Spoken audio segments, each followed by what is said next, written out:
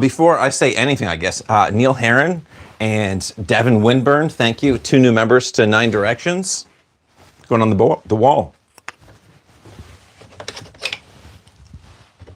There's always that question right at the beginning is, can you hear me? But no one's here yet to let me know if you can hear me. And apparently, I haven't turned off all my noise-making devices. So today I'm starting off with the katana, only because it went out the other day. Oh, we've got first Surfer. I can hear you. Thank you for that confirmation. It's nice to have that feedback. What are you up to today, Surfer? I'm now looking at myself. That's most terrible. Let's go. PGL, what are you saying? I'm still working on the Discord. I just haven't done anything about the Discord yet. But it's nice to know that you're like, hey, if you need help, let me know. I'll help you out on that. Oh, a few other ones. Hi, hello. Eating some lunch currently. Well done. Good morning from California. Hello, California. Geez, that's what, 8, 9, 10, 11 o'clock for you? I don't know, I like the idea of there's just the world. I've got the globe. I was going to put pins in for everyone around the world, but apparently I have to drill holes in that thing. I can't actually just satisfyingly put a pin in. So I need to make a world map now. Ooh, I'm getting behind. Hi there. Oh yeah, from France. Hello, Savant. Time to polish the knives. Yeah, this got to be done periodically, and this one went outside for a while. Always happy to assist, buddy. Thank you. It's going to be nice.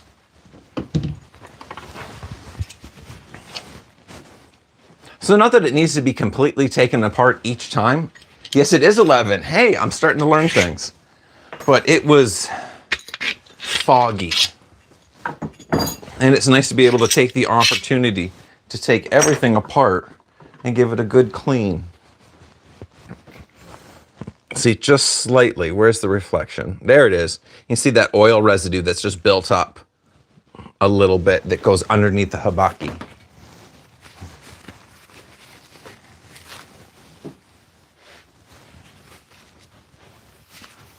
So I can pull out most of the old oil just by taking a little bit of paper. If you've got really old oil on your blade, it's a great idea to continually use this, but for the most part, for just regular practice, I find just a little bit of paper is more than enough. Oh, if I needing to scroll this. I'm still learning about technology. No, we're good.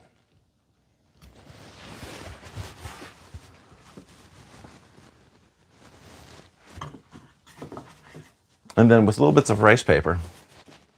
Hello, swollen salad. With little bits of rice paper, it's nice that with one sheet, you can get a lot of cleanings out of it. Just fold it a few times, weaken those edges, and that's really all you'll need to remove that old oil. And as this is abrasive, it will slowly degrade the polish as well. But then so does practice. Those nails you've been forging are looking great. Thank you. I look forward to you seeing the next step because there's something so very satisfying of having all the nails now not only lined up in their rows of 11, but they're all uniform in size. It was a lesson in forging that every one of them is to look the same and none of them look the same. I'm not alone to cut paper rice for cleaning a blade.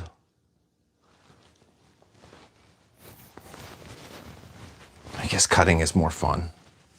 I don't like cutting paper with blades. It's a weird thing to state, but it's true. I don't. So the nails, the next step, just to brag, I think brag is the word, that every guess I've taken on how long they're going to take has been wrong. I'm not saying drastically, but has been wrong. So I think I'm going to need 2 more days to carve all of the tangs in the nails, and then another day for putting the face. I guess I'm still calling it a pyramid. I have no better words for that process. I really thought this thing was clean, but it is not.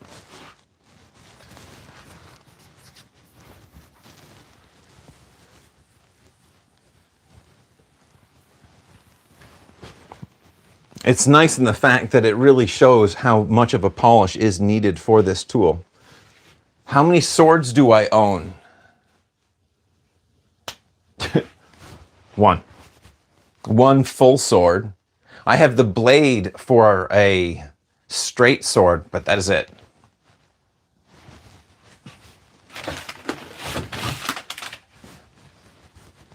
That doesn't count at all, but I have two of these. But they're not finished yet, so they don't count.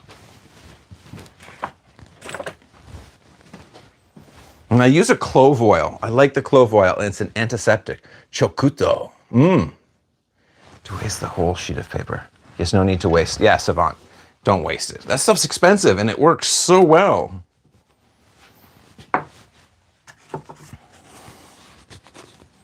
I take one for the oiling and take one for to buff it into all of the portions. The portions. Because when it's ground, when it's cleaned up, technically this is still porous. The steel, though it's minute, when welding, you hit it with a fair amount of heat to remove that extra moisture layer. So that's what you're doing with the rice paper and that oil layer, is you're filling in and creating a barrier for that oxygen to even get to, let alone the water you want to hold it back from. And for the amount of oil, it's just an absolute tiny amount. You can either drip it on the blade or, well, you do it however you want. This is how I'm doing it. Would you ever forge your own katana and make all the stuff for it by hand? Watch your katana restoration video, and that was great. Thank you.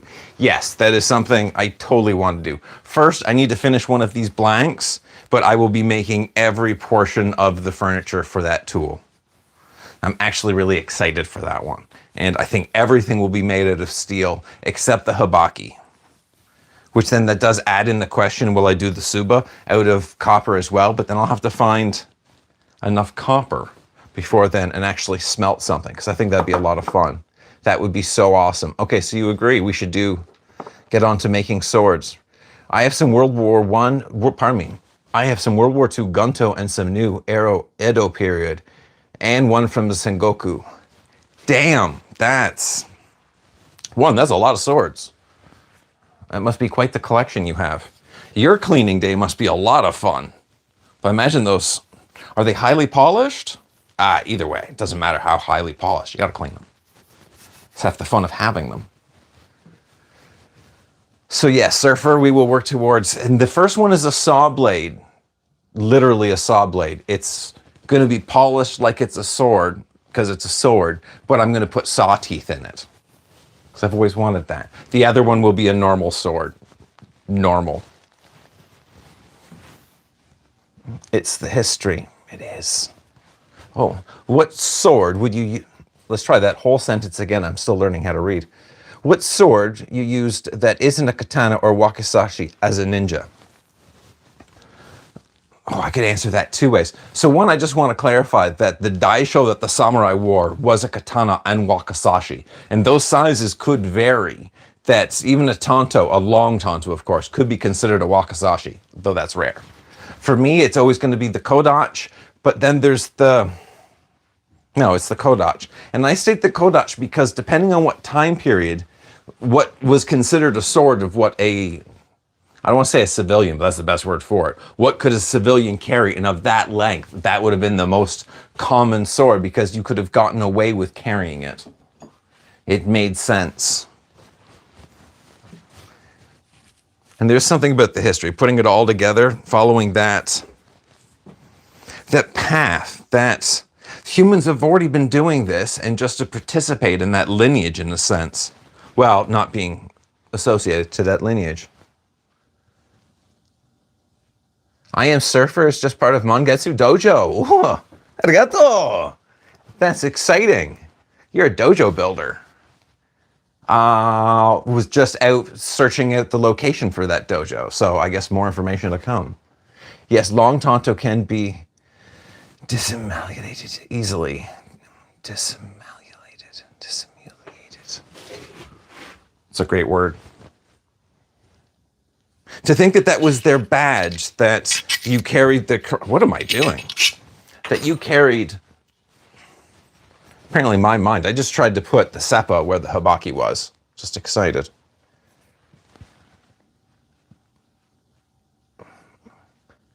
I think my favorite vid of yours is... Oh, this is fun. PGL, thank you. I think my favorite vid of yours is the one where you can clean the beautiful Suba. Oh, it's called in the hand. Yeah, would you put that on a blade or just keep it as is? Maybe when we get into like year 20 of this channel, I will be able to make a blade fitting for that Suba.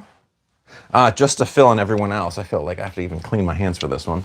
That the piece that we're talking about, which I just so casually hold in my hands, is this gorgeous piece of,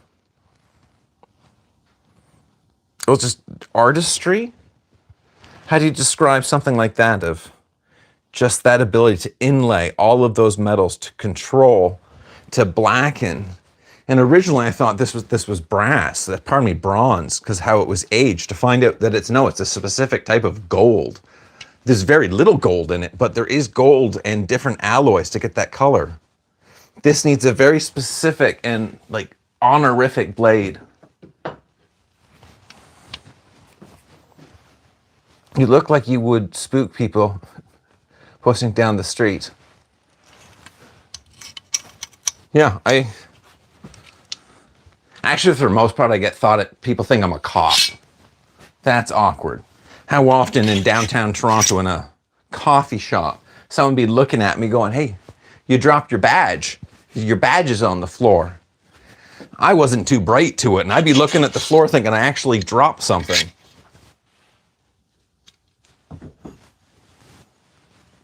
Oh, I know I've got to catch up to a few questions. I love this Suba, but this needs a very specific tool. That traditionally it was hammered over, but then traditionally there was a scratching device that you can unsharpen these edges. Steel is just amazing for wanting to hold on to an edge. I'm gonna put this down for a moment.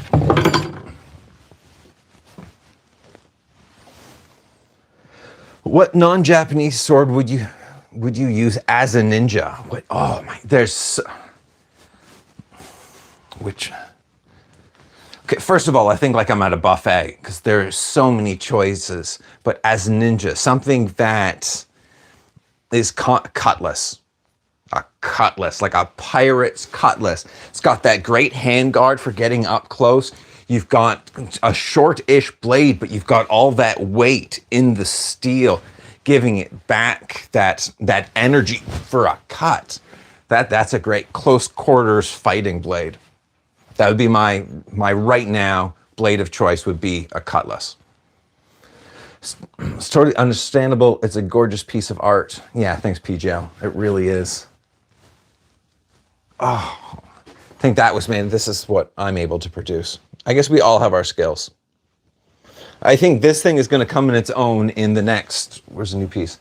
Like 10 years. It needs that patinaing time. Brah, you do give a cop vibe. Gaijin muffins. Yeah, I do. There's just no... Yeah, and that makes a lot of people uncomfortable.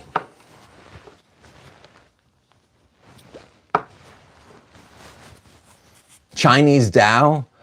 Oh, that's practically... It's not saying it's the same, but a Chinese Dao? Yeah, it is. Okay, if I count my Chinese Dao, I do have more than one sword.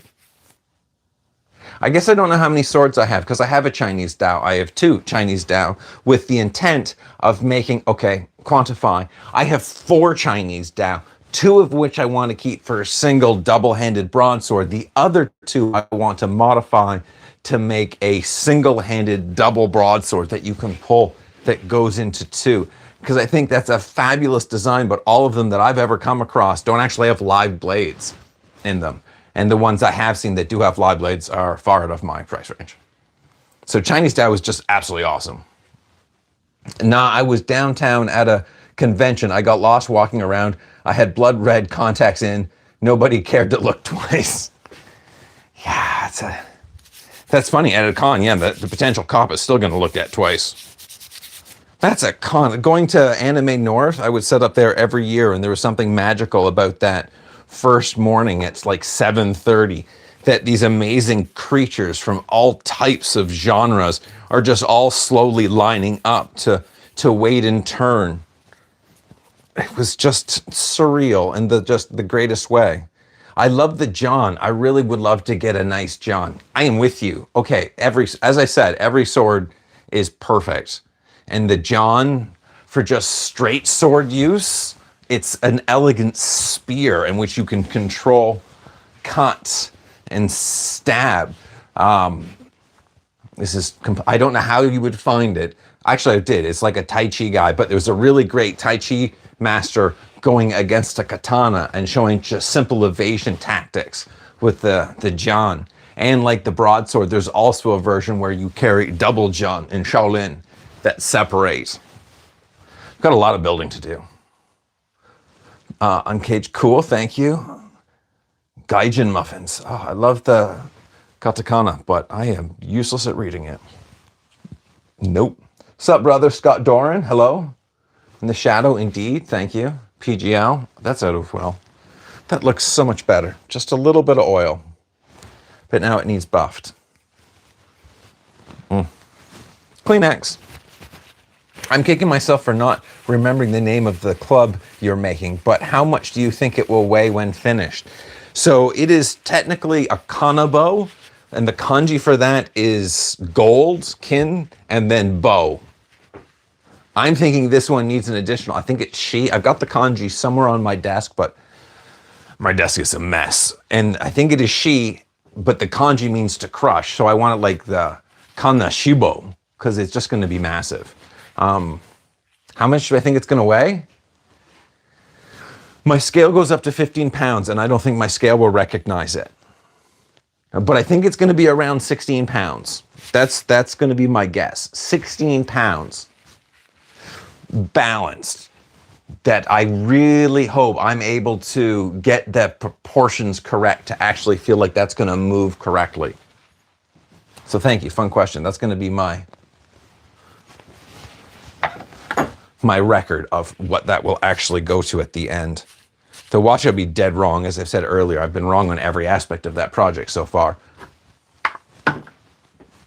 Putting the Makugi on one side and the katana on the other side.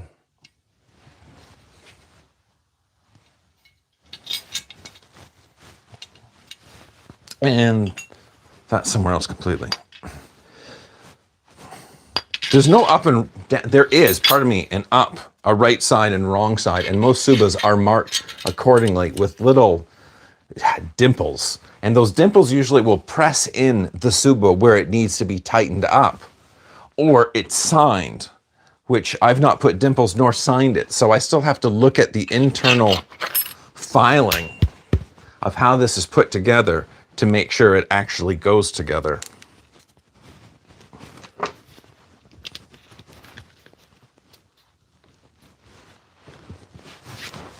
And there it is, back to being a clean sword with missing scabbard. No, I've lost it already. And just to show off my nylon Sageo, this is why the silk and the cotton's so nice. Oh, you can't even see that on film. On film, there we go.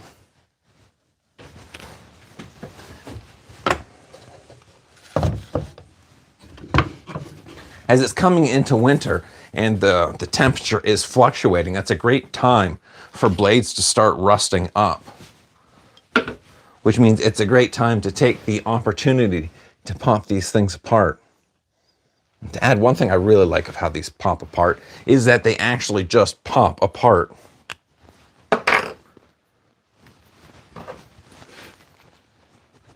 And getting them to do that, when you watch the masters, when they will carve the handle, the wooden portion of the handle, it will slide on and holds just through snug fit, but with just a simple tap of the steel, it lets go entirely.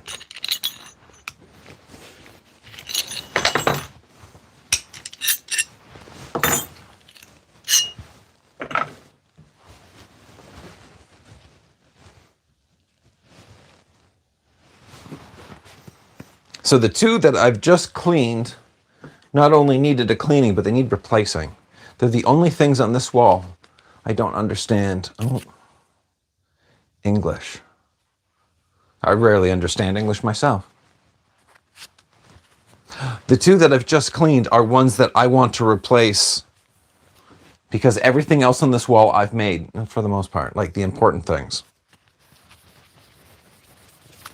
It's also a statement that when you're doing this proper cleaning, oh, can we see a wakizashi? No, I have not made one of those yet, nor do I own one of those yet. I can't even show you a wooden wakizashi. I apologize. I'll add that to the list. Because really, that should also be on the wall, that a proper wakizashi. And then there has to be a kodachi, which means it's time there's going to have to John. And the fact that I talked about, I have broadswords. They're Hanwei. They're old Hanwei. But they're really quite nice.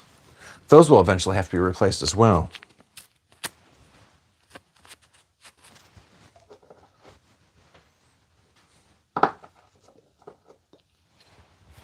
It's a joke. Yeah, I really got to work on joking. I'm bad with joking. Your passion is inspiring. Your Wolverine claws are my absolute favorite pieces you've made. What's your name? Joey Skate8? I'm saying that all wrong. Thank you.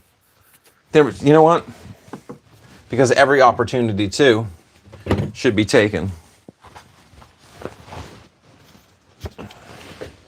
Thank you.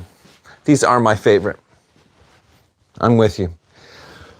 Not that I am stalling on these. I need to make chisels that I can now chisel into these blades what number they are. Because each one of these is set in a specific order, so none of these will fit interchangeable. All of them are slightly different, and all of them are set to match my knuckles.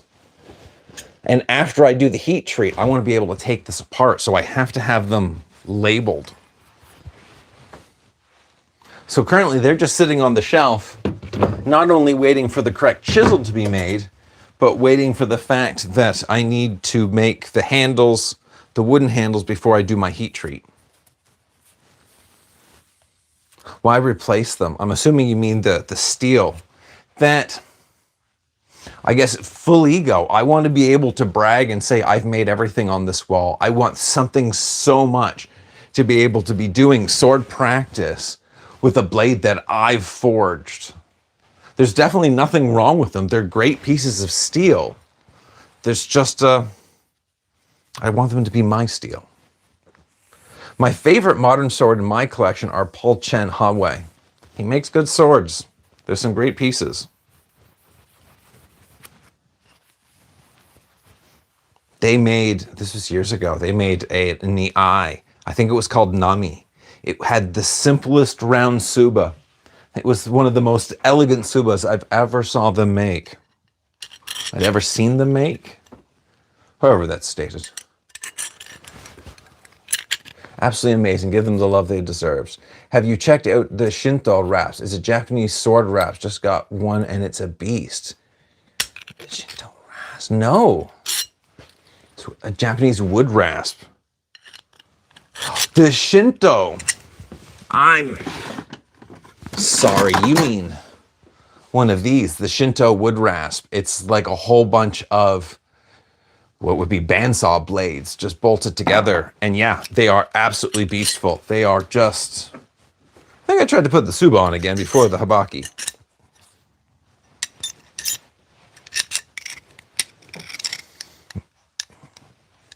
So what are you carving with that then, PGL? The fire messed up their forge. I don't get that. Whose fire messed up the forge? Would it be worth it to have a knuckle guard on the claws? That's me saying I'm missing a suba. Found the suba. I stutter only because I want to say no while at the same point just screaming yes. That in the future, I like claws.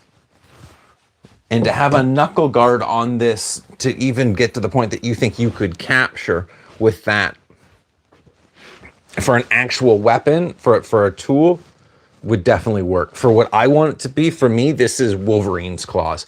I want that comic book style, regardless of that, of how it's coming out of the hand.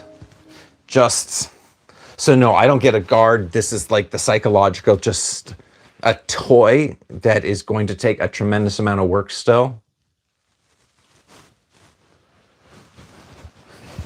Yeah, I want now one that somehow you can encompass the hand and that would allow you to capture. As dumb as that idea is, because you have to stop a tremendous amount of force coming at you, I think to have that benefit would just be amazing.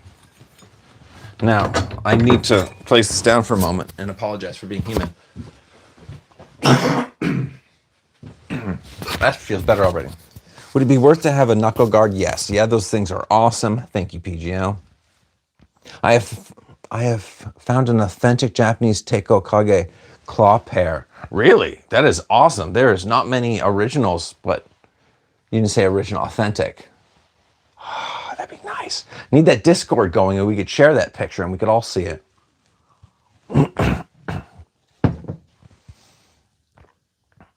You have that same Hanwei Great Wave Tonto, but some of the black paint chipped off. What kind of paint is the best to be used to touch it up? Now I've picked up a bug.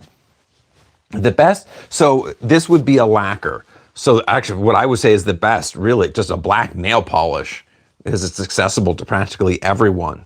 If you don't have that, what I use is, it's not in front of me, but I use a lot of it, and it is just a simple black ink.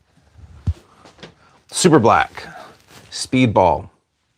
You just keep applying small little coats. It's oil-based. So it will make a mess of everything, but it builds up and it builds up really strong. I think it's like the poor man's lacquer. So that's what that is what I use. So that is what I would recommend to use. Though on that note, that is for repair. You can also get in like rattle can form black lacquer, and that works like even better because that's the real thing. And then just really thin coats if you're having to do large areas. Surfer, the new Mangetsu member, thank you. Which scroll of Gorin no Sho is your favorite? Again, this is like the buffet thing. I can't say there's one more than the other, and I think all of it really has to be taken as one statement. Like it is the balance. Unless I'm getting that language wrong, because that should be Gorin no Sho, should be the 5 rings. Do I have that translation? I gotta work on my Japanese. That's all I'm hearing from this. Now, all of mine's just in English, but I think you mean that. And if not, I'll answer the other question, but probably will be somewhat similar because every aspect. So when it comes to Musashi, my favorite teachings are his direct words of where he translates everything to the carpenter. At the time when I read it, I didn't know much about carpentry, but I just liked how easily he could discuss quite, I can't even put to words what he puts to such simple terms so rapidly. Savant is happy. Good. Local metal and woodwork. Keep on going. It's great content. Lovely metal. I'll learn to read one day. Thank you. Metal is just metal and wood. You just have to respect it, and beautiful things happen from it. But it's a lot of fun to shape these things. So thank you for the support. I will keep going on. I'm doing well. Okay, thanks. I guess that was the answer. Savant. Yes. The wood and the metal is beautiful. Oh, you're too kind, Savant. Keep it. This is Book of 5 Rings. Yeah, it is the Book of 5 Rings. So just for anyone else, as we're just rambling on, the Book of 5 Rings is Miyamoto Musashi's book to pass on his teachings to his understanding. And he wrote it as the earth, water, fire, wind, and emptiness of the chapters to discuss his philosophies. And it is naming the two swords style. We speak of two swords because warriors both command the soldiers wear two swords at their waists. from the very beginning. Long ago, they were called touch and katana. And he goes on and on and on. It reads more like a Zen koan. It's great. Everyone should read it. I heard that in one of your videos say that you liked Musashi. Yes, I really like Musashi. That there was something that like that lone wolf quality, that from a young age he was incredibly determined despite everything that faced him, and he was able to become so powerful. Not on his own, but in essence on his own.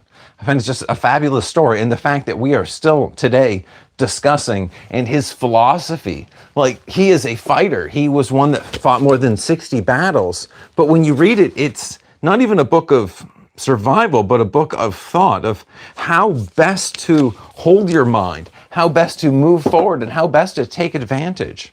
It's pretty great. Oh, the first is the Carpenter Scroll? Okay, then maybe I am biased, and that is my favorite scroll. Yeah, everybody likes Musashi. Everyone knows of Musashi. Then there's also, Bokuden, Tsukahara, Bokuden. There was a master that came before Musashi who was also known quite well with the sword, and I also quite enjoy him as a swordsman. He and other members were going through on a boat, and a young swordsman who was really quite boastful had been bragging the entire time on this journey. And then finding that this man is Tsukahara Bokuden, I think that's his name, definitely Bokuden, I might be wrong too, challenges him and it's like, I'm not really interested in this. And he keeps pushing him and keeps saying that, no, we're going to have a battle. You and I are going to fight. I want this challenge. And at the end, he's like, fine, let's have this fight. Goes, Orman, just bring us over to this island. So as they get closer to the island, this young samurai jumps off the boat to turn to take position to fight Bokuden. And with that, the gentleman takes the oar and just pushes him off. Goes, okay, bye. He understood to win, he didn't need to fight. He just needed to win. And he left this man stranded for just being an ass. Yeah, I like these stories. Hypothetically, question, if you woke up one beautiful morning to the realization that you're the last human on Earth, what's the first thing you would do? Oh, I guess the first thing I would do would find out that I was the last person on Earth, because I don't really ingest a lot of media, so that's gonna take a while. But what would be the first thing I'd do? Okay, just being like completely reckless? That's a great question. I've never thought of the last human on Earth, and I have one moment to just, I think this is from something, but I like the idea. I'd have to travel to the museums. But yeah, I'd go and check out the actual swords in the museums. All that stuff that they have behind scenes that no one's allowed to see. Yeah, that's where I'm going. And I might drive like a motorcycle through it, just because I can get there faster.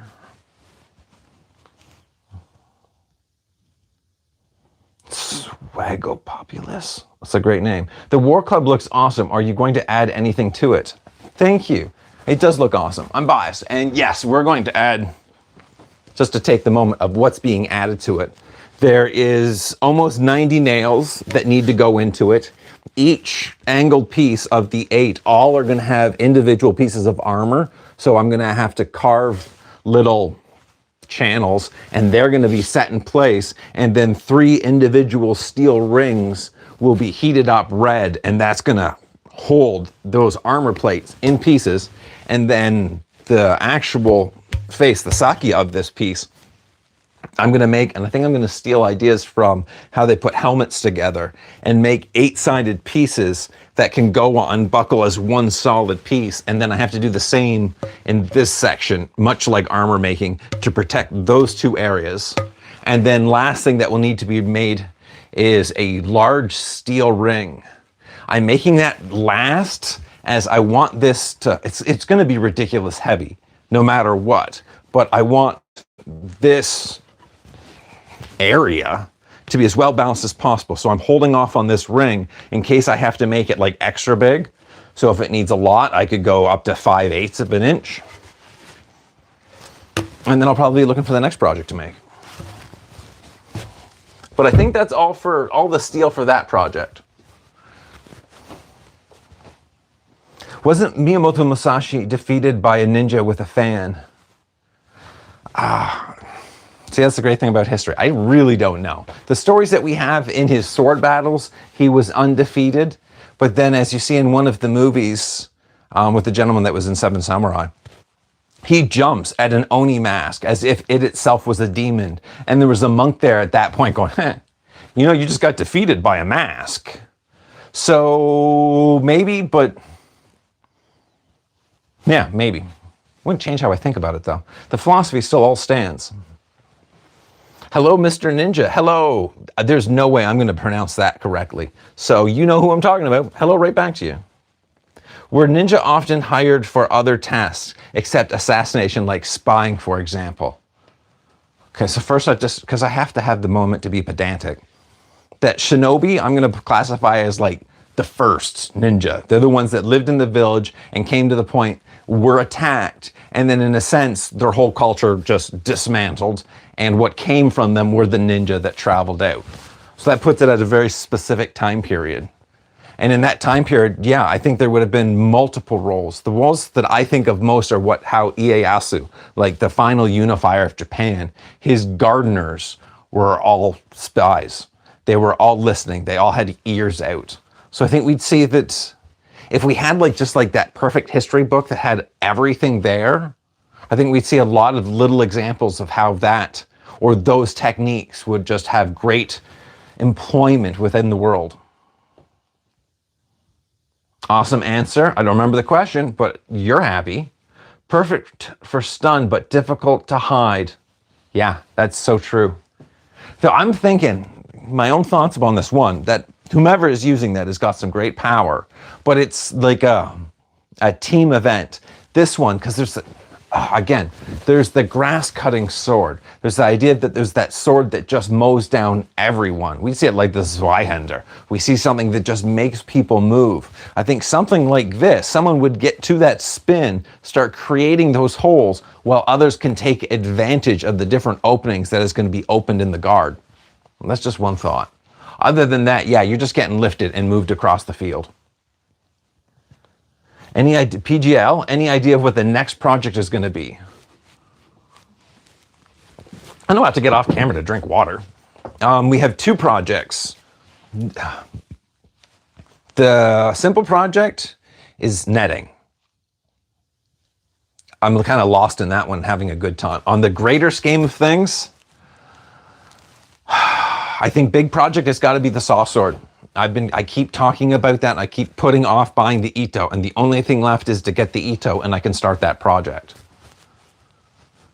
I say that, but then in a few days, I'll go, oh, you know what? I really need to make one of these. This is going to be super cool. Thank you, Swag. Surfer, I don't think Musashi was ever defeated. Yeah, I'm with you. But I'd be happy to be proven wrong. Because that Oni thing, that's a fun, because there's that. Even O-Sensei talked of those moments of how he was defeated by that lady on the bus. That what did he view of all of the challenges he saw in his life? But openly defeated battle, different thing altogether. Your thoughts on the Yatagahan? Dark Craven, Yatagahan. I got a phone in front of me today, so I can actually figure out what some of these things are. Because I don't know what a Yatagahan is. So I apologize. I'm going to learn something. If it will actually let me write Yatagahan. That is not how you say that word. One of those. Now these things are really great. Can you see that? It's that. So this is a sword that's somewhat thin, has extra weight on the edge, but a very, you can thrust, you can cut, and there's an additional, the handle is meant for one-handed, but it's hooked right at the end. So there's that advantage of when you're holding a machete, you can get a lot of power that you're gripping the sword, but you're allowing almost centrifugal force to back up this thin, extra heavy, like a falchion blade. Yeah, they're fun blades. They're fun blades. Knowledge. Savant. Many people see ninja as assassins only, one person, but they're infiltrated village. to poison water sources and kill everyone too. Yeah, that's true. They infiltrate villages and poison. They had multiple tasks. I'd like to think there wasn't always death, but probably for the most part, yeah. Blowgun? Yeah. So blowgun. What did the little heads look like? I keep imagining it's like a knitting needle, almost like a yachty head, that it's tri-pointed but really small. Okay, side note, someone asked the other day, have I ever tried forging acupuncture needles? And that's just crazy. Acupuncture needles, absolutely. You just need the smallest and tiniest little hammers as the smaller you get. So when it comes to a blowgun, I'm thinking also, you want something that's going to puncture, that's also going to have the right weight and stabilization, and then jumping to that, okay, so washi paper, so like a rice paper, and then I'm thinking, okay, so lacquer to stiffen it, but it has to be a tiny, I guess, yes, it is on the list, but it's on like one of those sheets where I'm still filling in questions. I could have just said yes, but no. I have idea, make Bowie style tanto or short sword. You have a fabulous idea, I think, to do this style of size, but make it the proportions, so it would be enlarged to actually get the proper ridge line, get the okote, get the big hamen, and go like maybe even a little extravagant, and skip on the bohi entirely. Yeah. Kind of handle would you give that? Because to me, I feel like it would need to be, it needs to be Japanese inspired, but a little bit more rudimentary. I keep seeing wood, but I think I want to be convinced it needs tsukamaki. It needs to have that proper cordage wrapped around it. Don't forget to hit that like, thanks, PG. I gotta read that before I read that. People are too kind. Good afternoon, dude. Good afternoon. Always a pleasure to see you. Wow, hearing things like that, thank you. It's a pleasure to have you here. I have a question. I like questions. Bowie. You've read that part. I wanted to make a weapon at home from wood. What should I make? Dude, the world's your oyster. You've got, okay, what type of wood? I hope it's a hardwood species. So just before, Awame Soke, which was the soke of Nitanichiri a few years back, and they talked about, now this wouldn't be considered sharp, but they wanted the wooden swords to have a point, not specifically to be sharp, but to have the idea that they could inflict. And I only make that statement because you can get one hell of an edge on just wooden pieces. So depending on how large of a piece, I would vote make a wooden sword. Always make a wooden sword. Because then not only can you start practicing with your wooden sword, you can get newspaper, which is really cheap, and you can really see where your cuts are. Because it doesn't really even need to be sharp to do that aspect. So as a training tool, as a device, as just a sheer tool, because a sharpened stick is always dangerous. I'm biased, but make a sword. Yeah, we already got other people saying swords too. Thank you. We're all on the same board. What are the martial arts I should master to become a real life Dark Knight? What other martial arts should you master? Should you study other martial arts or get really good at the martial art you're already practicing and like span out and understand other aspects of science? Because if science is just an understanding of like what was magic, yeah, science, that's going to unleash like way more. But I'm biased, but something that would allow you to, like Shaolin, something that opens up your own energy, something that you can excel at by being human. It's a strange way of putting it, but I'm sticking with that one. Joe Staff, yeah. Oh, so I was thinking, yeah, with that, how big is this piece of wood? How much can we make from it? Is there any misconceptions circling around Japanese weaponry that annoys you the most? Oh, I like that. One, I don't think I want to let anything annoy me because that's going to give too much time.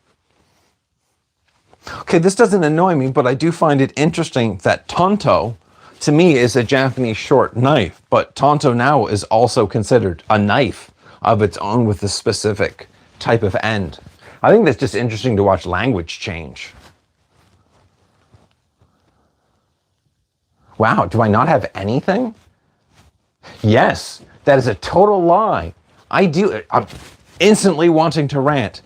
A Japanese blade tends to be much more brittle steel. There's something more magical about that cutting edge. And in this modern world where we are surrounded with modern steels that make life like a spring steel, you sure can make it a whole lot quicker with machines. And if you're doing an oil soak, this is going to be a lot more resilient, and you can now bend it and you can hit it and you can do a lot more dumb things with it. But it doesn't cut the same. It doesn't have that same essence. So a lot of these modern swords that are made with modern steels, sure, they have that historical aesthetic, but to think that they're going to cut like the old, it's like explaining what the sensation is of drinking a cup of water. When you get a blade that is just absolutely sharp, it cuts in a very different feel than something that's just been sharpened to a strong edge. So I think that misconception that the Japanese steel is very brittle. It's very sharp. Yeah, it's a fun rant. A longtime viewer, love your work and thought process. Thank you. Oh yeah, original. Thank you. Difference between ninja and samurai. You can kind of follow a lot of those schools back of ninja that had samurai roots, that martial art had a basis coming through. So we're going to have a lot of similarities. But the biggest differences that I would want to point out, samurai were kind of funded. You may not have been a wealthy samurai, but you definitely had amenities to pull from. Ninja were peasants. There was no chance. You couldn't have weapons. You couldn't carry anything that looked dangerous. You had to always be in disguise. You had to be the shadows, where the samurai could be a lot more open. They could carry their weapons. And that, I think, makes for a very different mindset. So my example I'll use for this moment, that a samurai can walk the center of a path. That's their right to walk that center. And even today, you can go to the Togakashi in Japan, and there's this wonderful wide corridor. And everyone's walking one side or the other because it's just become part of that culture, because you have that power. I think like absolute power corrupts absolute, that idea that the ninja doesn't get to experience that type of power.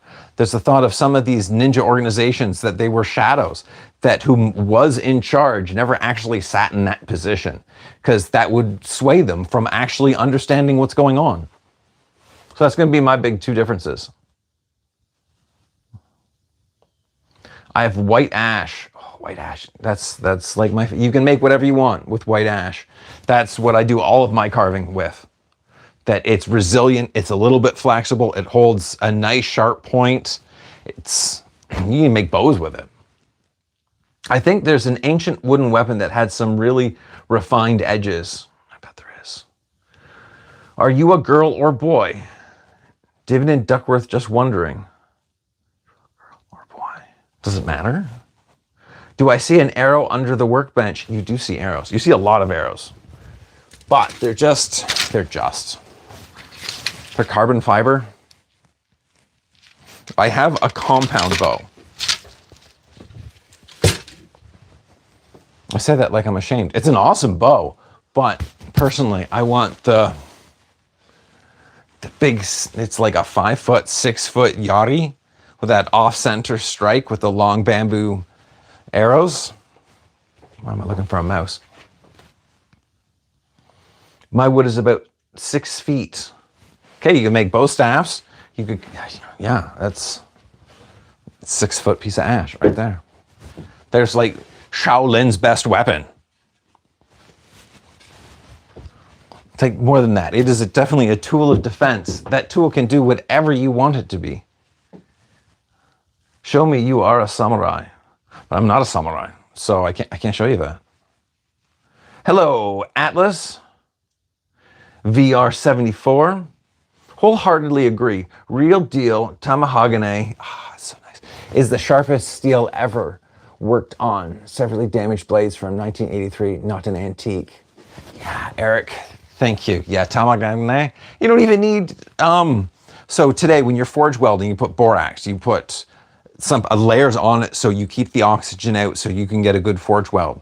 Tomahawk knife, you don't even need that aspect. You can weld without it. That still's got some magic properties, and it just, how it's created, it just seems like it's in its own unique section all on its own. Sure, we have a lot of modern steels that can do amazing things, but they should be in their own category. I kind of understand. You can tell the difference between a high quality chef's knife that was machined and a forged chef's knife. It just feels different, almost like it guides itself. Yeah. Okay, see? So you feel that difference. There's just something quite magical about, you don't feel the cut. It just happens. I feel that's the, you agree. You ever learn to use a rope dart? Rope dart. Yes. Yes and no. I called mine a dragon's tail. The main difference being a rope dart, you have some real unflexible area, some real flexible area, let's try to use my words correctly, and you've got that wonderful flag to guide that experience. I've just never used the flag. I've just used a small piece of steel and just with basic strikes. Thoughts on the Kabutowari, the Kogara Masuri? Also, what are your thoughts on Hiko warrior monks? Wow, I need to learn a whole lot more Japanese. Kabutowari, that should be something with the helmet. Because kabuto, that does not actually make sense.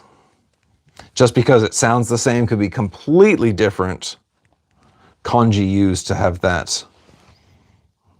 Oh, it is the helmet splitter. That's like, it's got a nice curve to it and almost like a can opener. Yeah, that'd be fun. Definitely an Edo period tool. Do you speak Japanese? I spoke enough that when I was in Hombu in Japan, I could talk about training, and after at dinner, I could talk about training. So the short answer, no, I do not speak Japanese, and I can hardly read 400 kanji any longer. I've not kept up my practice. I thought you said something else when you said white ash, laughed out loud. Yeah, I bet I know what that one is. Can you make a spaceship? You an alien? Oh, are you an alien?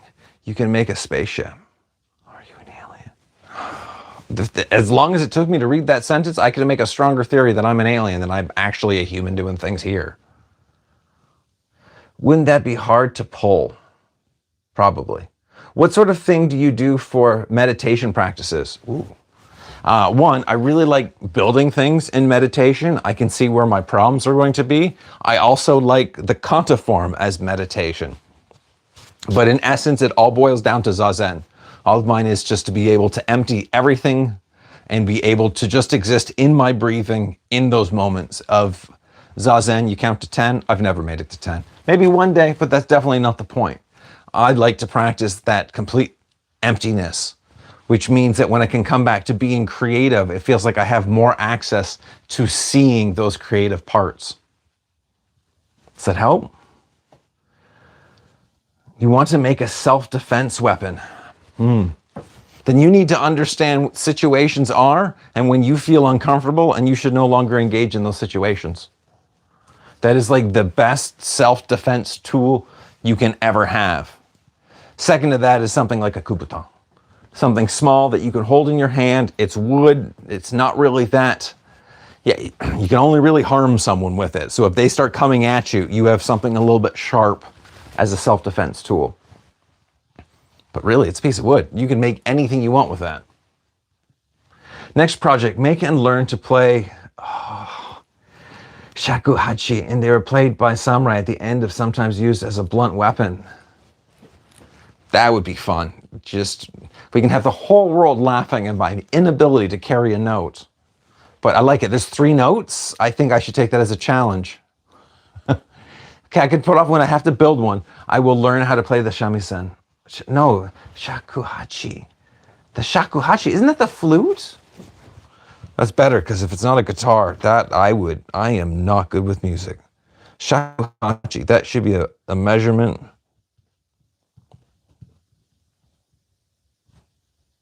Wow, how exhilarating, watching someone type something into a phone. It is the flute.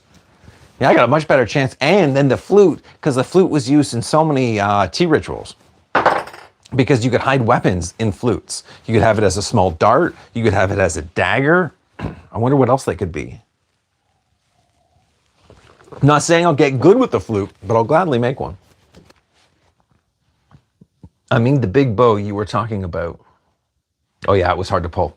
See, but the thing, it was a compound bow, so you only ever had to hold that 60 pounds for a moment, and then it let off to about like 35 pounds. So you could hold it for some time. So that made it nice. But it's definitely not the same. It's not the right feel. Got any blades that turn to one whole thing? I don't know if that makes sense, but I like 2 knives in one. Oh, I like what you're thinking. I know what you're thinking. No, the closest thing that I have is a bunch of knives coming together are the claws. 2 knives in one. It's not the Tao that goes together. You mean something more mechanical. More imagination. There would be a meditation for me. For, as an example, how can I make a mechanical knife that has multiple blades that go together for some function? I don't know why, but it'd be fun to think about. I've never used the Japanese hatchet, but it's on my list of things to make for cutting charcoal because there's just so much momentum base, and it's that forward arc. And I use the dog-faced hammers, which is just a regular hammer, but there's more weight to the face of it, which gives more focus. So that I've not used one, I feel that I would love that tool. Do you have one? Because I think that's one I need for doing charcoal and just any other job. I test on phone book paper. I've never achieved an edge, but like before, it's like it cuts the paper before it touches it. Huh. We're in agreement. That's awesome. And hello. Yeah, at kanji. It's kanji. No clue. Boo? Oh, law. No. Oh, kusurigama. Yeah, we always need a kusurigama. But with lots of furniture and armor butts. The Tetsubo was showing me about the armor and how that goes, because whenever you see the kusurigama, there's always that much more armor on the spines. Excuse me. It's like I ate a bug. Yes, shakuhachi is a flute. Yeah. Oh, I'm terrible with music. Yep, just, realizing personal issues. Rope darts are great, but flexible tools. I guess disclosure, I like that having a basic in all of the different ranges and different tool types like stick, blade, flexible, pole arm. I like to practice with it, to understand it, but to actually use it, to employ it, it's just not, it doesn't feel like me. Apparently learning the shamisen takes like 20 years, laugh out. I bet an absolute lifetime. I feel there's that deception that, there's only 3 strings. I can learn this quick. No, the simpler, the more deceptive it's going to be. I'm with you. Anyways, I got a sword to study with. That's what I'll stick with. If possible, please tell us about your Tonto knife, which is now on the shelf under the sword. It's like cough again. Pardon me. This is, I say it so, it's just store-bought. It is just my sword instructor always had a knife on him. No matter the class, he had a live blade on his belt. I like this one though in the sense that it's so tsukamaki, that silk wrap that would be over the handle, adds great grip. But there's something just so clean about having this just as a lacquered finish, but still have the furniture in place. And I really like the fact that it's got the wonderful little collars that hold that rattan down. Because if not, those edges would look like nonsense. But I feel bad showing it because it's not my work. I didn't make this. I need to make one. I want to learn how to make tonfa. I feel like it's one of the most versatile weapons out there and pairs well with Muay Thai. Oh my God. Also issue with the hard to hide, not compact. Correct. And employing it with Muay Thai as you're always throwing an elbow or knees in place. Yeah, you were just walking around being able to hit the pressure points. And there's something quite nice about that tool because in many cases, you're not going to be lethal with it. It is definitely a control tool and you can take a fair amount of attacks by just bracing it. As for making it, it's like basic woodworking. You're just making a really good mortar and tenison, hole and spike, and make sure that you not only get that in place, but wedge it in place as well with like very little, not tolerance, very low tolerance. Clearance is the word I'm looking for. Nice bushido. Oh, arigato. Emmanuel. Shakuhachi is great for working. This is discreet. Best ninja weapon for self-defense in this day and age. Ooh. In this day and age. Best weapon for self-defense. See, I always go mind. It needs to be something that's blunt, that can control. I just think a regular old stick. Because it's self-defense, like getting out of there quickly. But being able to keep it distance, you can still lock up and control. And in many ways, it's just really a blunt sword to keep you at distance. But you really can't carry something like that. And if it's a flexible tool, you've got distancing issues of hitting anyone that's around you. I think I keep going back to the kubaton. It's something that you can carry in your pockets. It's quite discreet. It means that you've at least got something, if something's happening, you can control only a very small part of that environment, but it does give you a lot of power to impact. Do you prefer Goonies or E.T.? I'm going to say hi to Shiyukimono. Surfer, yes, I did actually study in Japan. Yeah, that was a fun trip to go study at Hombu and then jump around to the different dojos. It was just a full training trip. I saw really only dojos in a few other spots of Japan in that time, but Togakashi was one of them. Do you prefer the Goonies or E.T.? I've seen the Goonies once, and I've seen E.T. probably like 4 times. So I'm going to say I'd watch the Goonies more because I don't really know what's going on there. What's up, Unk? Mithya YT. Thank you, Cool Knife. I'm glad you enjoyed it. I hope you got to see what you were looking for within that. Probably a gun. Yeah, to each their own. Do you know karate? No, I do not know karate. No. I pause off. There is one of the masters of karate that is, he's known as the #1 like street fighter. You just no one would ever want to touch him with the amount of conditioning that man does. Gorgeous art. Did ninjas ever try to make their assassinations look like unfortunate accidents so nobody would think that it was a planned murder? 100%. I think in all cases you would never want it to look like a planned murder, or it's definitely going to look or come back at you. There's, I guess, one of the more uncomfortable stories that I know of, or at least recorded somewhere, and I believe it was Kenshin, but it was a ninja that waited, and his target was someone who was a raging alcoholic. Not raging, but was an alcoholic and had problems with their digestive systems. And their thought was that they were going to wait in the outhouse. But it meant when that person sat down to use the outhouse, they used a very, as the story goes, a very slender spike to go and stab. So that man went, oh, and could feel it and realize that something was wrong, but wouldn't think it was anything different than from his own disease. Yeah, I think if we could get into that like magic history book, we'd see a lot of examples of that misdirection. Greetings, great channel and very interesting content. Keep creating. Thank you, Vic. That's inspiring. Favorite food? Not chicken wings, drumsticks. Chicken drumsticks with French fries. Lots of chicken drumsticks. Yeah, I'm simple. Hey, buddy, I hope you are well. Retro, thank you. I'm really awesome. Which is your favorite book? Or what are your favorite books? Oh my God. I need to do a video solely on all of my favorite books. But absolute favorite books? No, this one I find like surprisingly Ban Kaizen. I think this is one of my favorites because he continually teaches about the beginner's mind. And when I got this book, I thought it was Ban Kei, which was a monk from much earlier who I thought was just an awesome story around it. But this is Ban Ki, which I'm probably still saying wrong. But an awesome book and just understanding where the mind goes.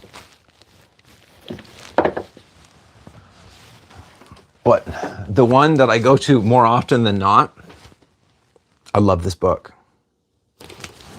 This book, he has so many details on so many strange tools that are out there with, I'm gonna go great pictures, but come on. Very, like, this is a rare tool ever to see. And he's got, I think, 3 examples of that one tool. So I like this book because I've just been recently learning about this, and I've had this book for like 20 years. I couldn't have had it for 20 years, but you get the point. It's a great book.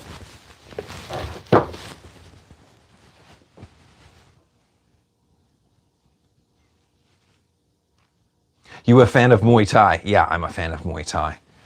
That every part of them just becomes a weapon. All those knees, all those elbows, all that speed in that timeline. Yeah, that's a hell of an art. Make sure you give yourself the right healing in between your training days. Great art. I know you may not have seen it, but did you happen to notice my recommendation for you throwing spikes? Did you do that today? Oh, it's gone fast again. I'll get to you. No, I hadn't seen you about throwing spikes. Whenever you like, I can give you ideas for creating ninja weapons. Art pencil, yeah. I always want ideas for making weapons. Is it something that keeps you up at night too? Master Clouds, thank you. No, I didn't see your comment about throwing spikes. Cloud, thank you, thank you. Mitz, I wonder if the question of die cast metal shaped in forms of weapon from the era. Qualities of die cast metal shaped from the form. I read that a few times and got slower the second time because I have not seen any examples of any casting of metal parts. I thought that the furniture would have been cast, but in all cases it's sculpted and hammered and pressed. That's the only time I've ever seen or come across when you are actually melting metals is melting the copper that they would have used to doing the suba and doing the furniture, but then they're always mixing it. I've not seen, until you get into like the lost wax methods and the timelines that I study, I've not seen any example of it. So I'm kind of useless on this question. But when it comes to cast metals, that's a lie. In many cases, they can be absolutely just garbage. There's so many conditions you have to follow to make sure that you can cast steel correctly. Steel is troublesome and is really hot. Though I know that there's, like, out of India, there's a lot of great forgers that can still control that steel and control that heat. So you get a variety of quality when it comes to cast iron. Dennis, thank you. It's nice to hear you love the content. Muay Thai is probably my favorite martial art, one of the coolest in my opinion. Awesome. It's nice that you have one of those art sets like connected to you. And that is an awesome one to have. One of those people you just stick a little bit more distance from. Oh, they're dangerous. Those wonderful elbows. Okay, let's try that whole sentence again. Is there any mythology or prophecy within the ninja lifestyle? There's definitely a tremendous amount of mythology in this, just stunning amounts. There's the whole finger knots that come into play. One person described it as like finger yoga. It's definitely not a full describer, but there is a lot of mythology. But for a modern, I think I look at it really boringly. I think it's a way of just pondering the world.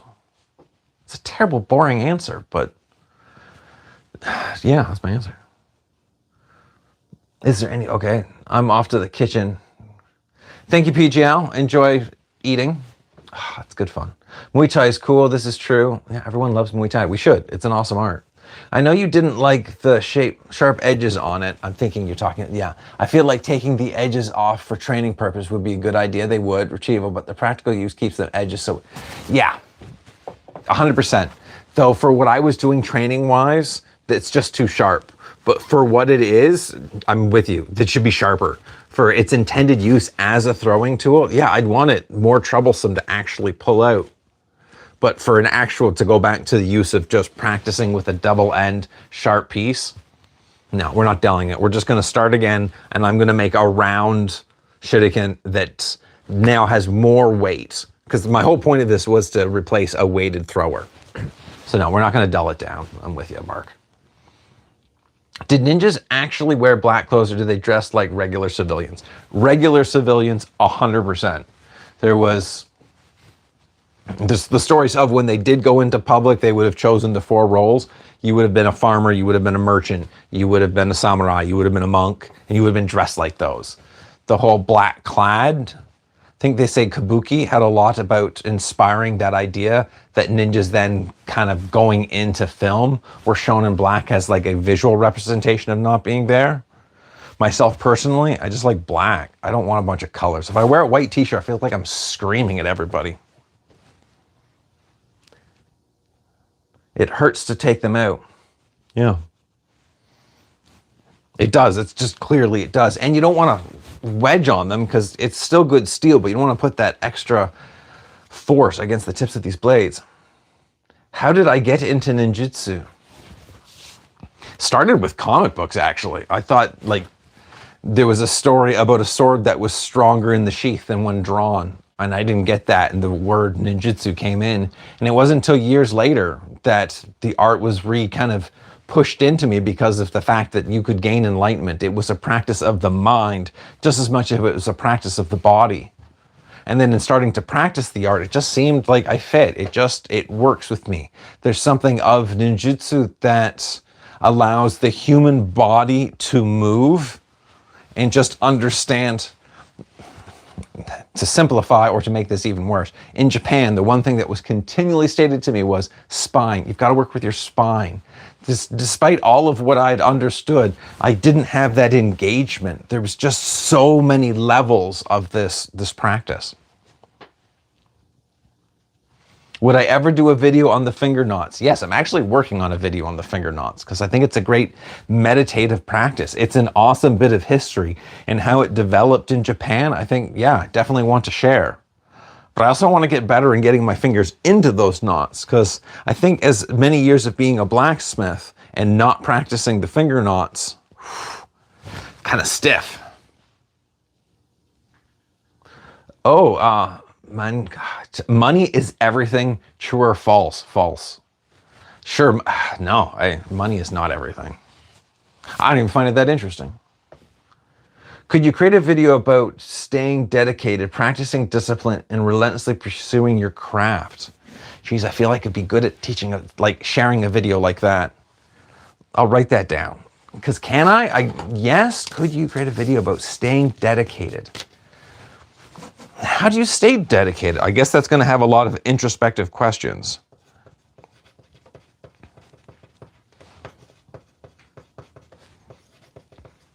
Currently, I'm working on a video. Oh, hold on. Pursuing. Yeah, because it is just the practice of each own understanding of your own mind. I will start working on that video for you. You know what? I'm writing your name down too, because then afterwards I can say, hey, hold on, even how to say it. My best friend trained in Bujinkan for years and trained with him. Someone got the ninja bug. Yeah, it is a ninja bug. There's something really quite fun about that.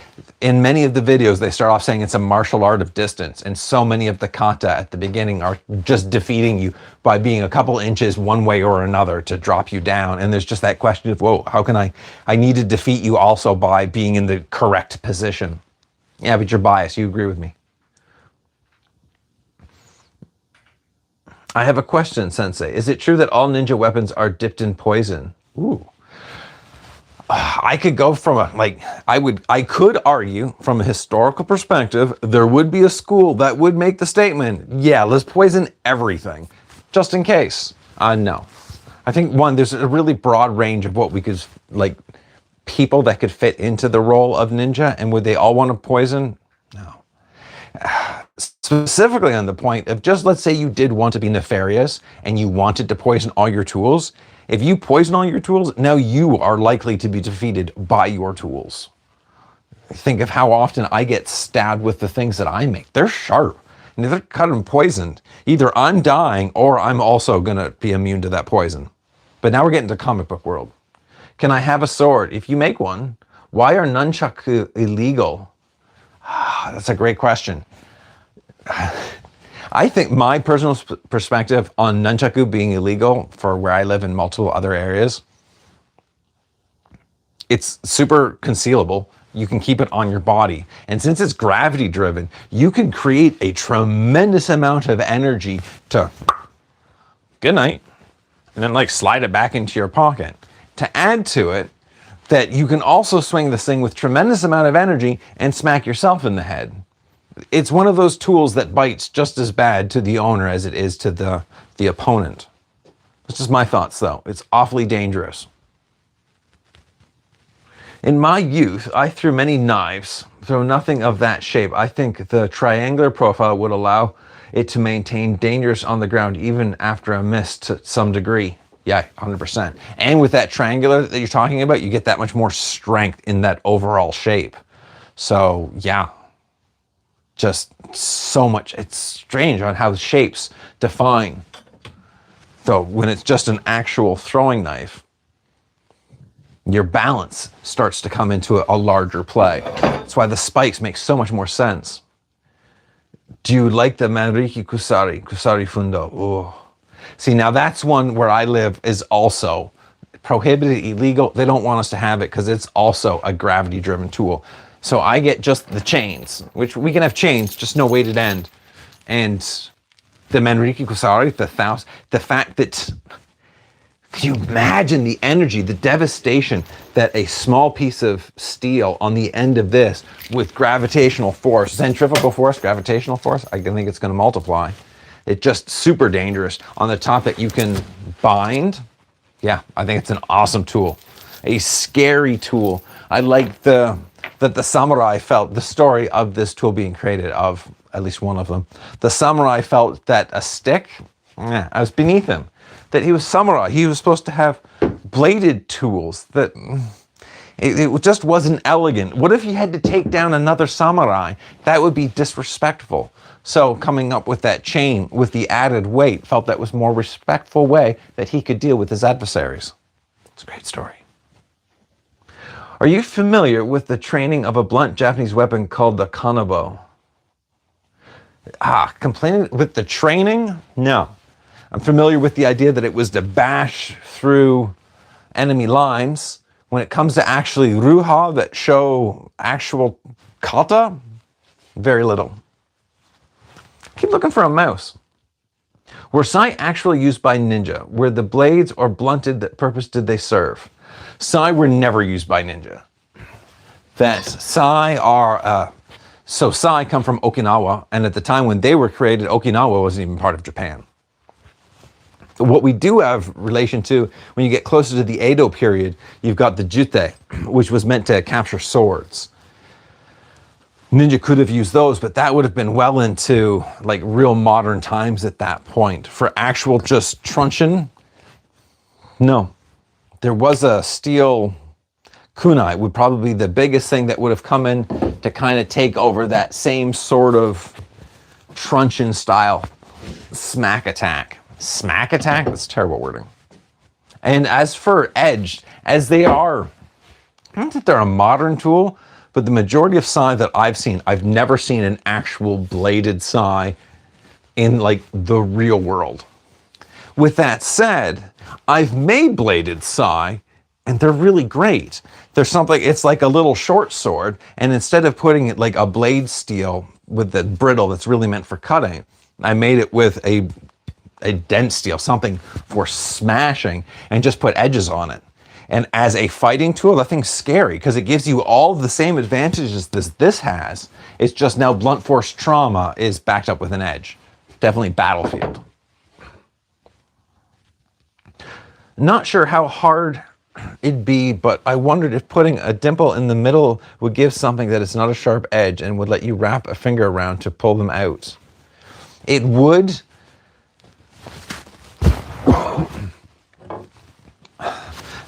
This is a high carbon piece of steel, so it's going to have a bit of bounce to it.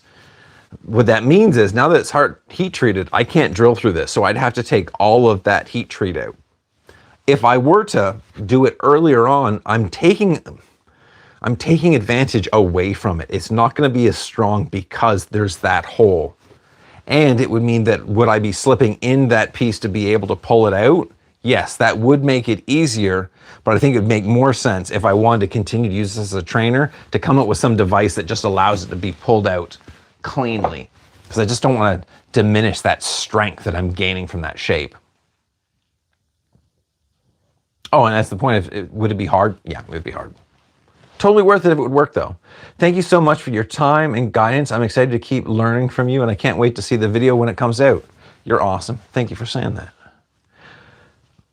Does ninjutsu work in a street fight? Yeah, 100%. Because ninjutsu is so much based on distancing. And as long as you keep out of their punching range and they can't land a hit on you and you just keep moving, it totally works. For striking back, it works. I like looking at it this way. Can I make ninjutsu work? Because ninjutsu on its own, perfectly fine. It does the job just as it needs to. It's can I employ it to a level that I can protect myself? Would you ever collaborate with others in the ninjutsu community? Favorites? Oh yeah, I would totally collaborate with others in the ninjutsu community. One of the factors that really brought me to Nimpo's training, taikais, so many taikais of all these different schools coming around, and it's just about sharing that knowledge and participating in this art and all finding our own taijutsu.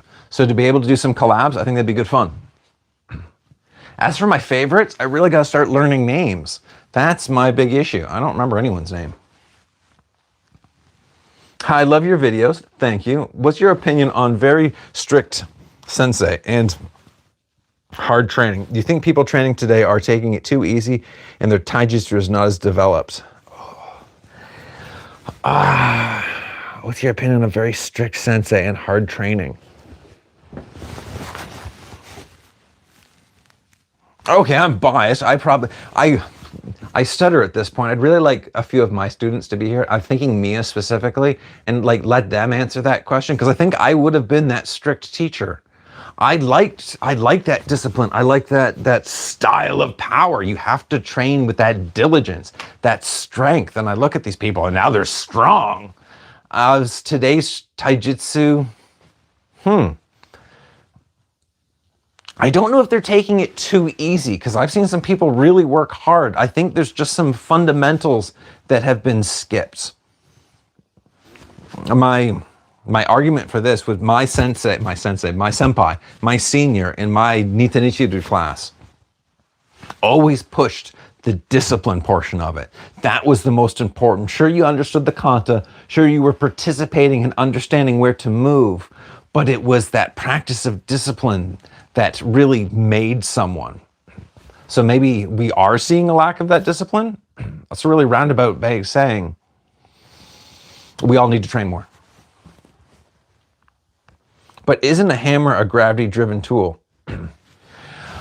Oh, that is amazing. Yes, because but it's not a flexible gravity-driven tool where it's gravity, sure, because if I flip this around, it's the heavier side, but it's not going to whip around and hurt others or hurt myself. I think the big part in gravity, much like when they did the sword cutting down, that swords were getting longer and longer, bystanders are getting hurt. When we look at gravity-driven tools, the user and bystanders can get hurt really easily. You think someone using a meteor hammer, they can take up a 30-foot space really quickly with like a devastating tool. So well acknowledged. I really did.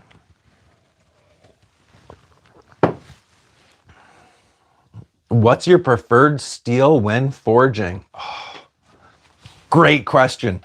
And I think you're going to hate the answer. This is my favorite steel, but you can't tell really what it is.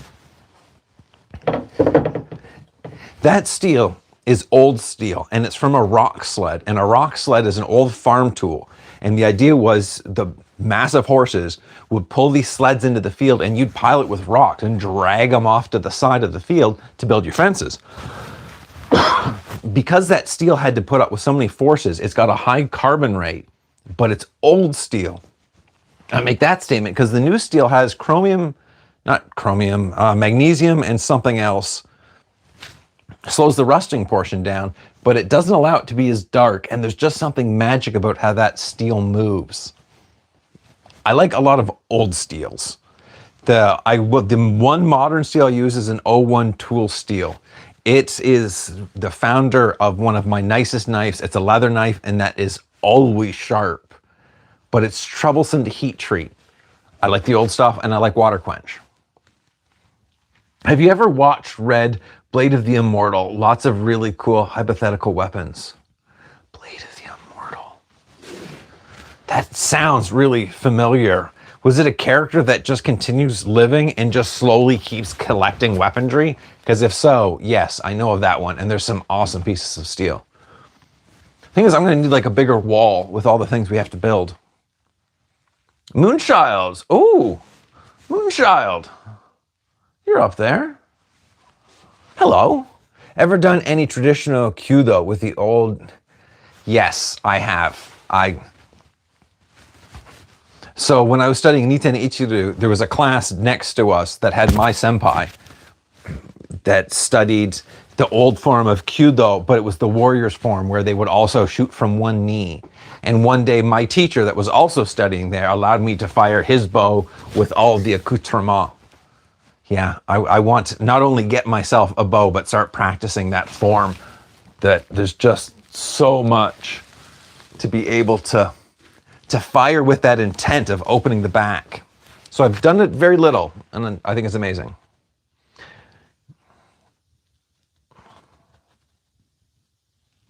Hello, chat. That's so kind.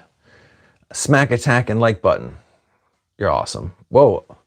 I am the storm. Really interesting. Thanks. Thank you. Hi, Monk. Do you have an Odach? No, I don't. I want an Odach. I feel that was one that I'm gonna have to buy.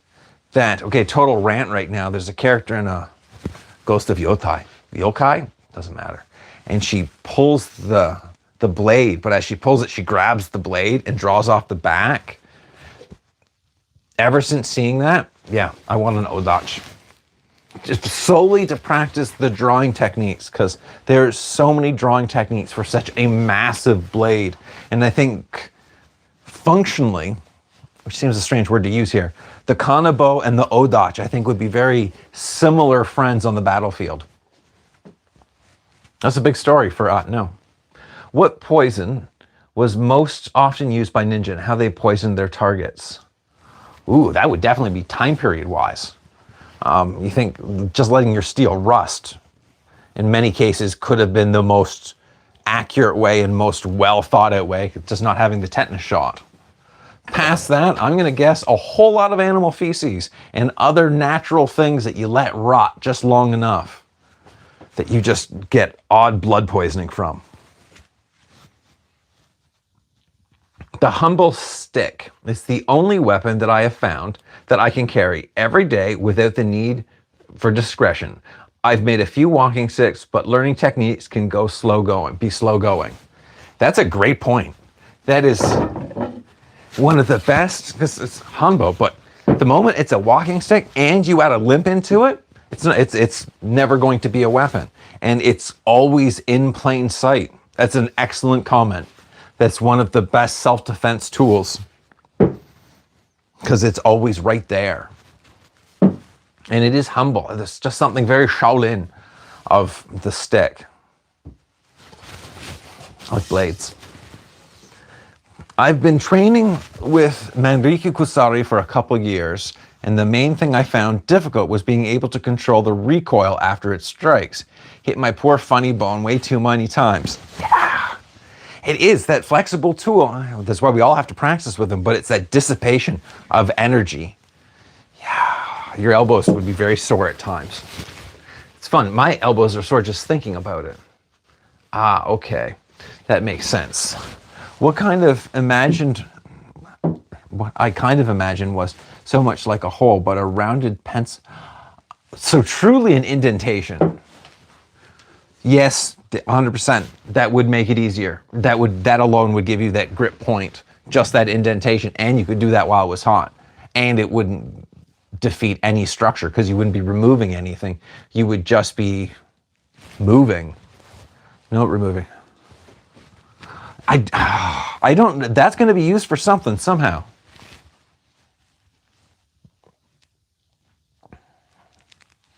Oh, Savant, no historical, having conversations inside. That's awesome. How many blades have you forged so far in your life? That's no clue. No clue. How many blades? I wish I took note of how many shuko that I know there's over 100 pair of shuko in the world that I've made, but I've never actually kept count. I'd probably be in the hundreds at this point, but definitely not the thousands. A bit of a troll question. Is Tamagane the best or the worst steel? Ooh, no, that's a great question, because I can clearly say it depends on what you're doing. That I have a gentleman that delivered me my firewood, and he's like, I'd like to get a knife from you one day. And I'm like, okay, I'm building a kanabo, so I'm not interested right now. And then we started talking about steel. And he comes from the profession that he wants that high carbon steel. He uses cutting pieces every day, so that's what he's comfortable with. So he wants modern. Me, I'm going to always say Tamagane. I want that. I want the old. I want the from the ground. There's just something more magical about it. It just depends on what you're doing. But to have a sword and a whole set of Tamagane, yeah, that's magic. I'm biased. Initially loathed having such a strict teacher, but as I began to see the progress and benefits of my growing strength, I learned to value the intensity of the training. That is awesome. See, there's that fine line though, that there's can be strict teachers, but they can't be an ass. They can't be there just to hurt you. They're there to help you grow. And then it's that much more understanding. But if you're seeing that your taijutsu is increasing and to a better level, yeah, kick ass, keep at it. Build that strong spirit. Greetings from California. California's probably a lot warmer there than it is here. Yeah, sounds like a lovely steel. I have a katana made from the Manchurian railway steel. Oh, really? That's fun. That would be a nice, see, you get that little bit of history of how many people worked within that railroad. Steel, there's something, it holds the magic. Which of the 3 ninja movies was the most accurate? Which of the 3 ninja movies was the most accurate? Yeah. I didn't even know there was 3 ninja movies. Which of the 3 ninjas movies? Which of the 3? No clue. Do you have Japanese sword? No, I do not have it. Like a true Nihonto? No, I just have swords. I would like to, like, personal travel to Japan. I know I have to get documents and all that goes on, but to get a katana with the Bizen style hamo, that's and Shinken. Even just the Shirasaya, not having the furniture, though I would love to have the furniture and actually cut properly with Tahagane, with the Bizen hamo. I am located in Canada, specifically Nova Scotia, just outside of nowhere. It's very quiet here. Colombia. Hello, Colombia. That's a distance. Wow. I like hearing where everyone's from. It's fun to see how many people around the world can show up for a little impromptu talking about weaponry. What school of ninjutsu are you from? So I studied Bujinkan, and Bujinkan recently, not that they've disbanded, but the schools have split off. So we kind of got taught the basics of many of them. But with that said, Kotoru and Shinden Fudoru were the main, and Takagi Yoshinru, which are the very modern schools. And mainly my study has always been the Tenshijin, which is Hatsumi Soke's book that he put together in the 80s for basic understanding of ninjutsu, which pulls from all the schools in a sense, but in its sense, it's just one training manual. Hi from the UK. Hello. Oh, I lost a bunch. Oh, we've got another Nova Scotian here. Hello, Nova Scotia. I think people can literally buy swords in Japan without being part of a kendo group, right? I would assume that anyone can buy a sword in Japan, unless you're crazy. I don't know. I just know that there's paperwork. There's lots of paperwork. You love jack-o'-lantern mugs too? Yeah. Pumpkin mugs. That is my favorite mugs for tea. I don't know why. Get me right through Christmas. Hello from the UK. Hello, UK. Hello from Czech Republic. I'm from the Midwest. This is amazing. The globe's here just to hold on for a moment, which you can't see. There's a globe here. But I'm replacing that with a proper map so we can put pins so we can mark off all the places everyone's from. Do you train into Mishigiri? Mat cutting? Yes, I do. Okay, so I do and I don't. The mat, I don't have tatame mats actually bound. I use reeds, but bind them together. But yes, I follow Tamishigiri. One of these is Tamishigiri, which is really just, that's a terrible word for it. The practice of cuts and showing very specific geometry. Of course, it's the last one. I think just, and that's the kata you work on. That's the cut sequence, and then you're able to perform it as a cut. I do. I think it's a gorgeous art. Brazil, Indonesia. Skullgrim is also in Nova Scotia. I didn't know that. Look at all the world just tuning in. Thank you for tuning in, everybody. That's just amazing. And like tuning in, chiming in, letting me know that you're out there and where you're from. Oh, I think... Oh, so many people live in Nova Scotia. I'm from Brazil. Do I have an Oni mask? Do I? I have my Oni mask, the one that I put up today. That's my creation of an Oni. And this winter, I want to update it. I love his teeth, but it needs to be more, it needs to be larger. It doesn't seem the same, and not that you could hear me now, then I'd want to upgrade it to having the color scheme. Because Oni usually have a red and a blue. It's like a yin and yang, an in and yo.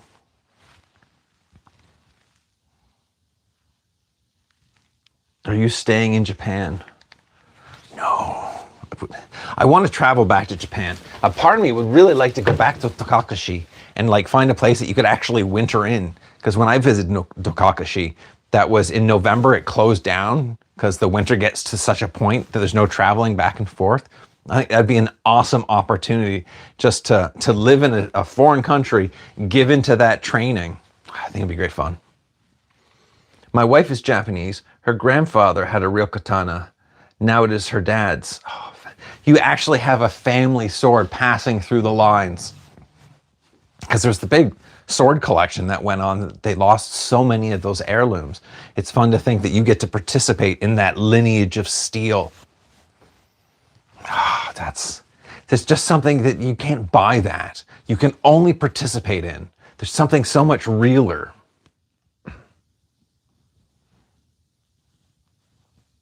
So no, I'm not staying in Japan. I want to visit Japan. No, okay. Ninja manuscripts. I'd love to have some ninja manuscripts. I don't want to have them personally, just be able to like look at them. I have some friends that own a sword shop near locally RVA Katana here in Richmond, Virginia.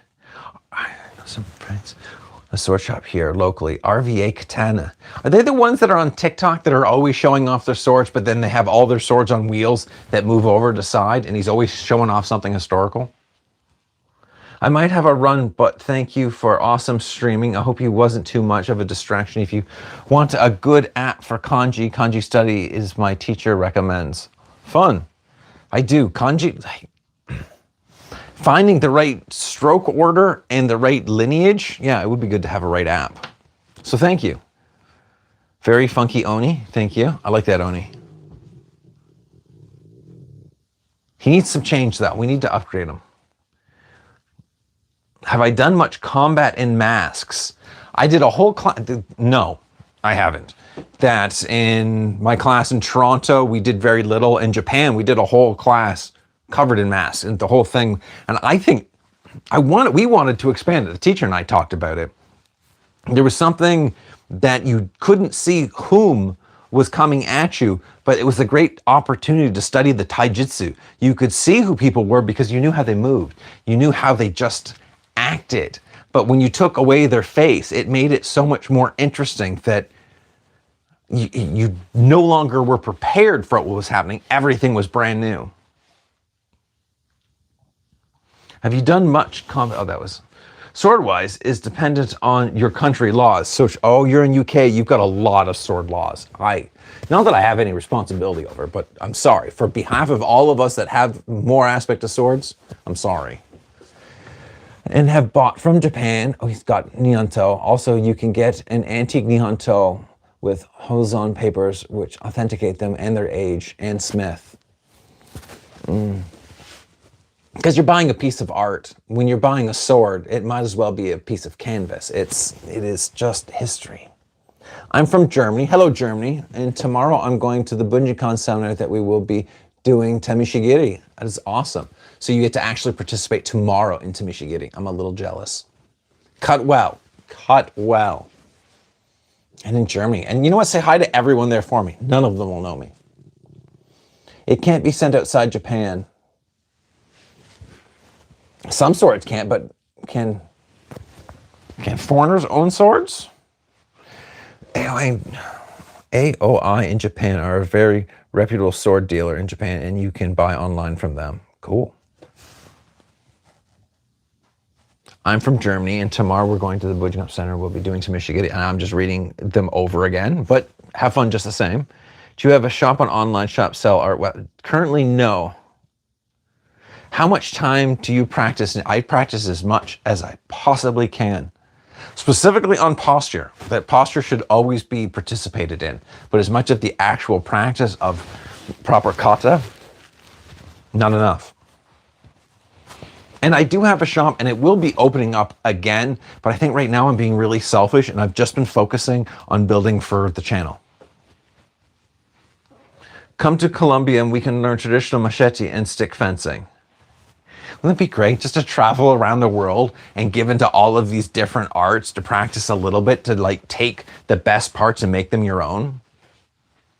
I'll take you up on that, Colombia. Oh, geez, I made all the typos. Kanji study teaches that meaning and how to write them. Give you a little thing to trace. Oh, interesting. So you can actually follow their line of kanji. What always gets me is that when the brush touches, you go in the opposite direction first than the one that you're going. Ah, magic. Have you ever made a no mask in the traditional way? I've not, Surfer. Now that's to get a nice piece of beech wood, to be able to carve that. One, I would have to make how many wooden tools? I do all of mine in clay. I carve them and then I go through the mask making process of just doing molds. So this one represents like my first true matrix mold where I can pour that all in one. Mind you, the teeth are all separate. But to actually carve it,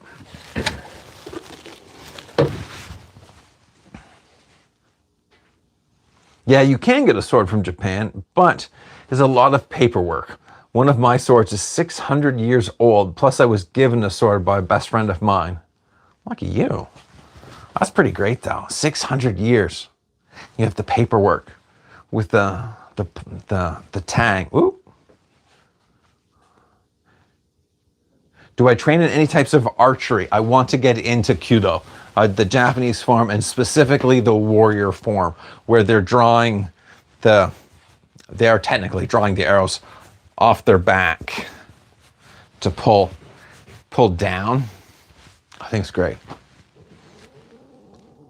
I have to run. Hopefully you do more live streaming. Thank you, Tinkering. I will be doing more live streaming. It seems every 2 weeks, but we'll be here. Did Japanese use horse armor? What weapons did samurai use primarily on horses, and what were the best anti-cavalry weapons for infantry? There is remarks of horse armor. We talk about great books. This is a great book. It came from, what was it? It was 3 galleries in France that had, well, daimyo armor. And as I'm flipping through it, there is a wonderful version of a helm that would have been worn by the horse. For more armor than that, no, I've not seen. Other than blankets, they may have had underskirting of it, but I've not done enough research to see what part that was armored. As for what would have gone against cavalry, I'd be a big fan of saying that the Kanabo, the Odachi, Naginata, Yari, and specifically it was a 3-hooked tool that would have been really great for grabbing hold of people on horses and to pull them down. I think we actually know you. There will be a seminar in Austria soon with Nagato Sensei, and my dojo and I will also be attending. Nice. Nagato, what's he looking after? Kotoru, I think. Yeah, like, pass on about Nagato Sensei and enjoy your training. That's going to be an awesome time. I think it would be awesome if you were to write a book about ninjutsu. I think it would be awesome if I write a book about ninjutsu. So thank you. That would be one hell of an endeavor to do properly. Thank you for your support. I've been debating on attempting to carve nomas. I have zero experience with woodworking. Hey, surfer, you're in a great space. Just ride that wave of ignorance. If you don't know what you're doing, just begin and start learning. Because right now, you don't know why you can't do it. You only know you could do it. So I say just start and just keep moving forward and just make that next step and make that next step. And next thing you know, you have a no mask. Moonchild. Oh, speaking to that big name. Usually Yari and archery. I think guns typically were the best anti-cavalry weapon. Oh yeah, I forgot about archery. The arquebus, that's a strange word. The modern gun, I kind of stopped my time period at that point. Yeah, that definitely would have been a great, but it's just so inelegant. I got a T10 katana for my birthday. Now there's a modern steel. That really is, it got a tremendous amount of strength, those T10s. And the heat treating process for that's a true modern steel. Thoughts on Anthony Cummings and his Natori-Ryu project? I'm not a fan of Anthony Cummings. He does not have the character of what. He does not have the character of one I would want information from. I'm trying to be I want to be polite. Are you a vegetarian? No, I am not a vegetarian. I do have a very strict diet that I follow, but I like meat. I eat protein. Princess Peach Showtime. Mario Movie 2. Princess Daisy. Amazing aim to have giving advice to those who need it. Thank you. Hope it's worth something, but I guess it's what you paid for, and you don't have to listen to me. Even take the advice. You're welcome, surfer. I hope not only do you take that motivation, you make a no mask. I can probably see those pictures. Musashi said nothing is easy in the beginning. No. And I think there's also kind of the question, there is that question of Bushido, that you always take that harder path. Not to state that you're going to make things difficult for yourself. But there's something about not bothering about something being easy. I'm saying that from someone who's on day 4 of making nails, and I need another 2 days to finish those off. There's nothing easy about it, but it's going to be so satisfying. They also don't say that. They don't talk about the satisfaction of this understanding. I'd love to see you take on a Mempo. Me too.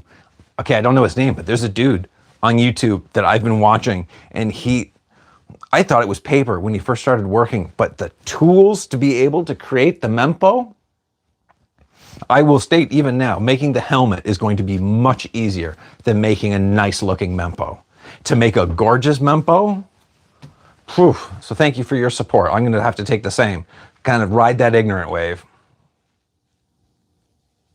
Can I ask why? No bad feelings, trying to understand. Ooh, it's just, I don't want to talk bad about anybody. That's not my shtick. But when asked about someone that's providing information, I feel I just have to be transparent. You make really great videos. I also make videos for my dojo, Goku Dojo, Hanover. Thank you for my videos. They're getting better. And I will have to check out Gokai. I am not saying that right. In Hanover. I'll check them out. How goes it, Sensei? What two do you plan to create next? Thank you, Lumiere. I've lost my pencil.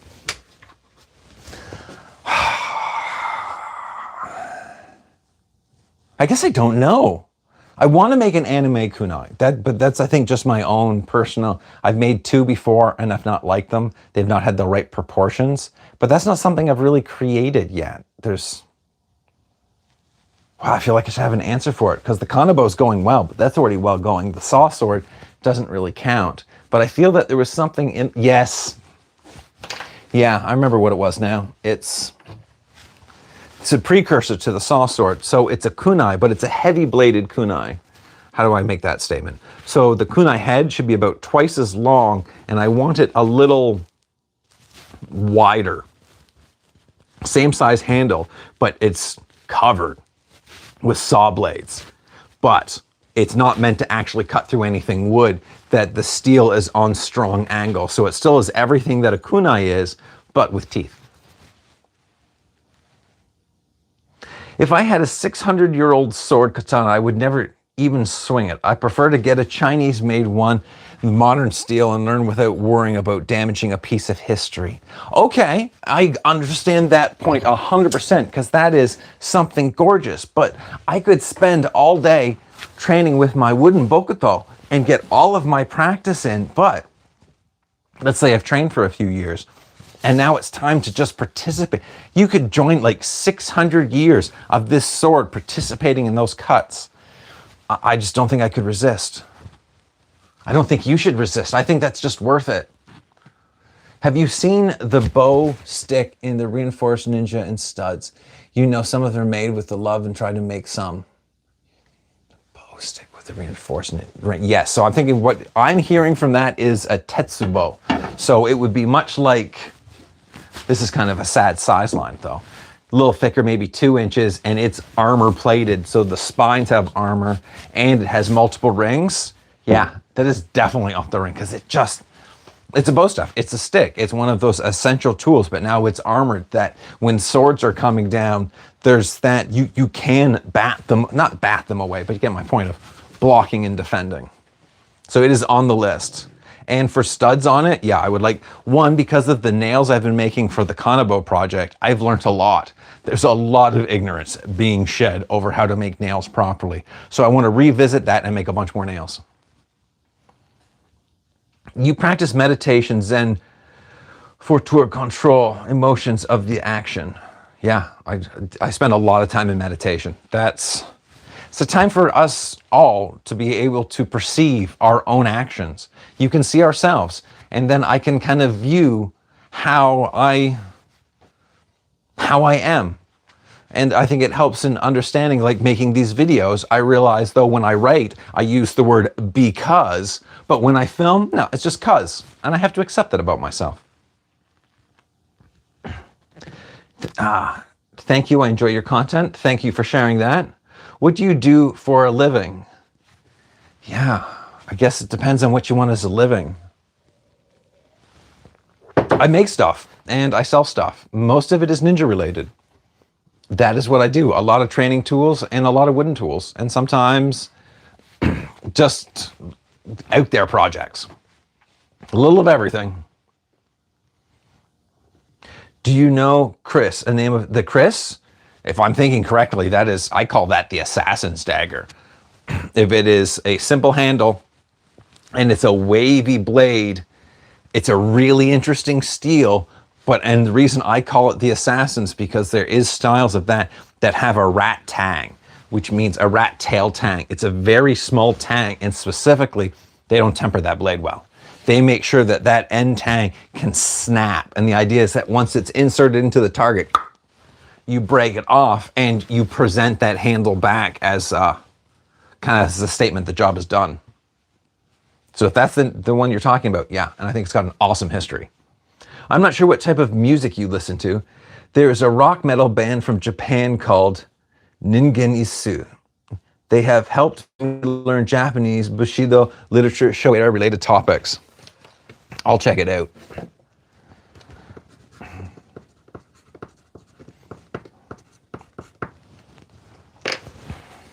Thank you. Yeah, I made my own bow shuriken yesterday, and I'm taking them with me to the seminar tomorrow. I'm also doing the tests for 8th Q. Well, good luck on your 8th Q test. And you're making your own shuriken. Is this your shuriken level? Or is that just because you're going to show off your shuriken? Because I think that's a great idea. And I'm glad bow shuriken, we should all be making bow shuriken to practice with. Good luck on your test tomorrow. Not like Anthony Cummings, do you know of Richard Turnbow, a book, etc. on the samurai? I don't know him personally, but yes, I do actually have a few of his books. He's got some great illustrations. Some great illustrations.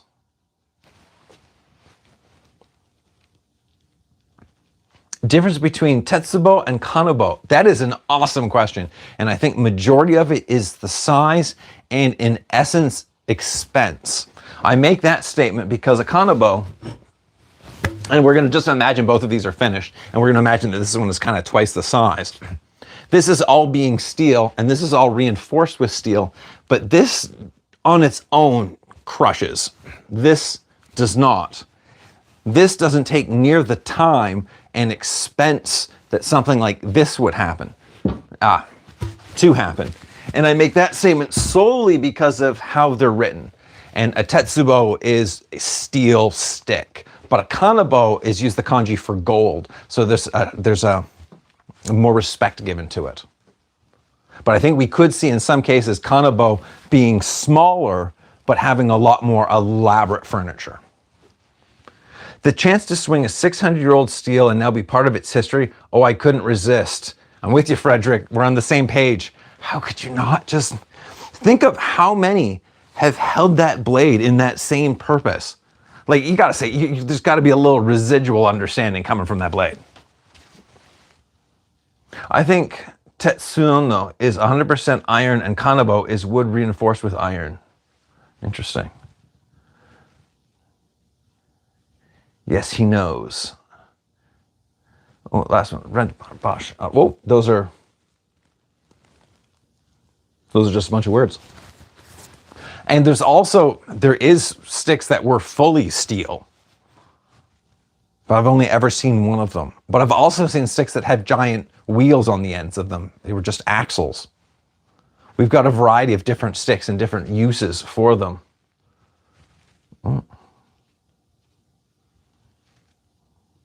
How many weapons do I have?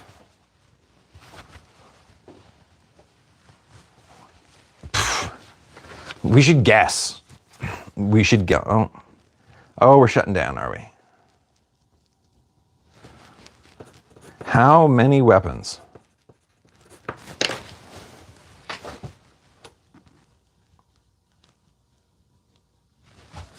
I'm saying that if they're pairs, we count them. I'm going to say 45. I'm probably quite wrong. Thank you for that question. I look forward to actually giving you a proper answer. Thank you, love it. Thank you. Do you believe in God? Just wondering. I do not. Very cool explanation. 3:55 a.m. now. You're up 3:55 watching this nonsense? You are an amazing person, and I thank you for that.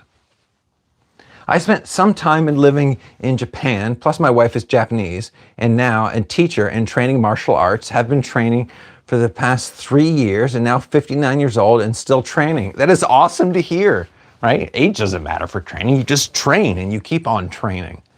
And like unrelated, there's been some recent science that's saying that you don't start losing like body muscle until past 65, as long as you keep that energy going. So keep kicking ass. And you're in Japan doing all of this. It's gotta be a great experience. What art are you practicing? Where do you buy most of your old school weapons? Happily, Sentinel, I don't buy any of my weapons. I make everything myself. The only thing that has been purchased is this katana and this tanto, and I want to replace both of those things. I think for me specifically, the making the item is part of that experience that I really like the practice of ninjutsu, but that philosophy of these people living off in the mountain, having to be completely self-dependent. I have the benefit that I can order most everything I need and have it delivered to me, but I have to do the work of actually forming the things. Mind you, I said earlier in this one, I want to buy an Odach. Dai shedding is the long pole with the wheel. Thank you. Well done finding that in it. That's a fun tool. So my 600-year-old sword is in good hands. Same for Japanese sword from World War II that I have. I'm glad to hear it. Good hands and they'll be practiced well. It's like guessing the number of jelly beans in the jar. Thank you. It is exactly the same as that. Oh, I look forward to that. What's this channel about? And you said hi. Hello.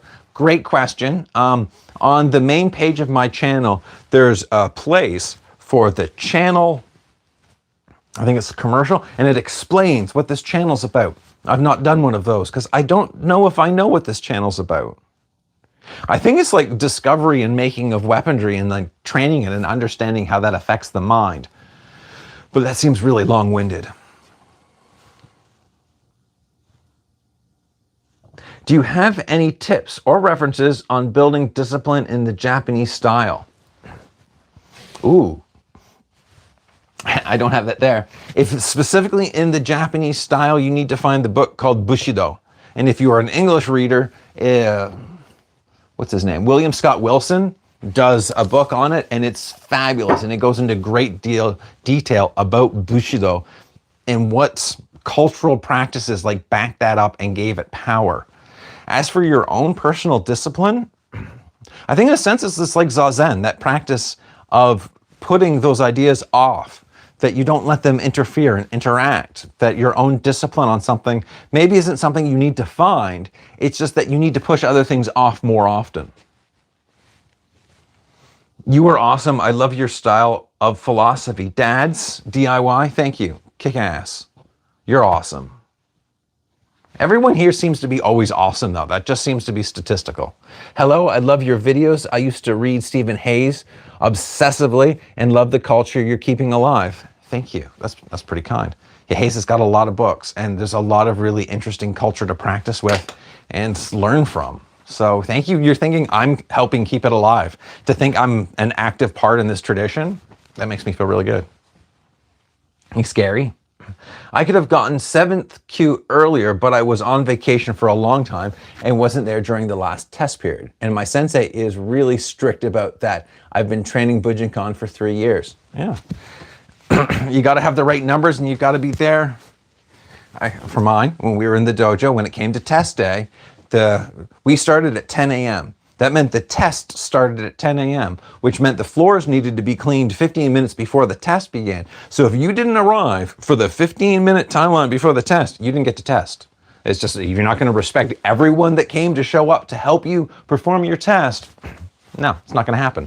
So I get it. And it's not about a rush, right?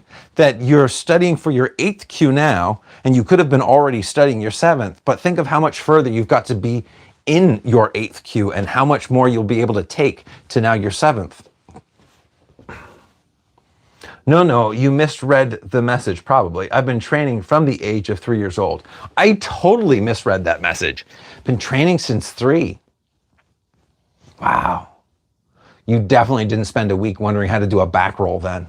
I was not connected to my body when I started martial arts. Since 3, that's a title. Do you have any moon stars? I've been trying to find some. No, where I live, we can't have any tepen. No ninja stars. No flat-shaped, sharp discs. It's really sad. What arm is the best to be in the winner you fight? Oh, no. Doesn't matter. Like, I'm assuming you're asking the question of which dominant hand. I think like the southpaw definitely has some advantages for just being a distraction. I feel that if you want an advantage in a fight, you're not going to find it in a tool. You're going to find it in your mind. You need to build that will. You could say, on short, your channel is a dive into the philosophy of the self-reliant ninja. Wow, but you say it better, apparently. Yeah, I could say that. A dive into the philosophy. I just steal your idea.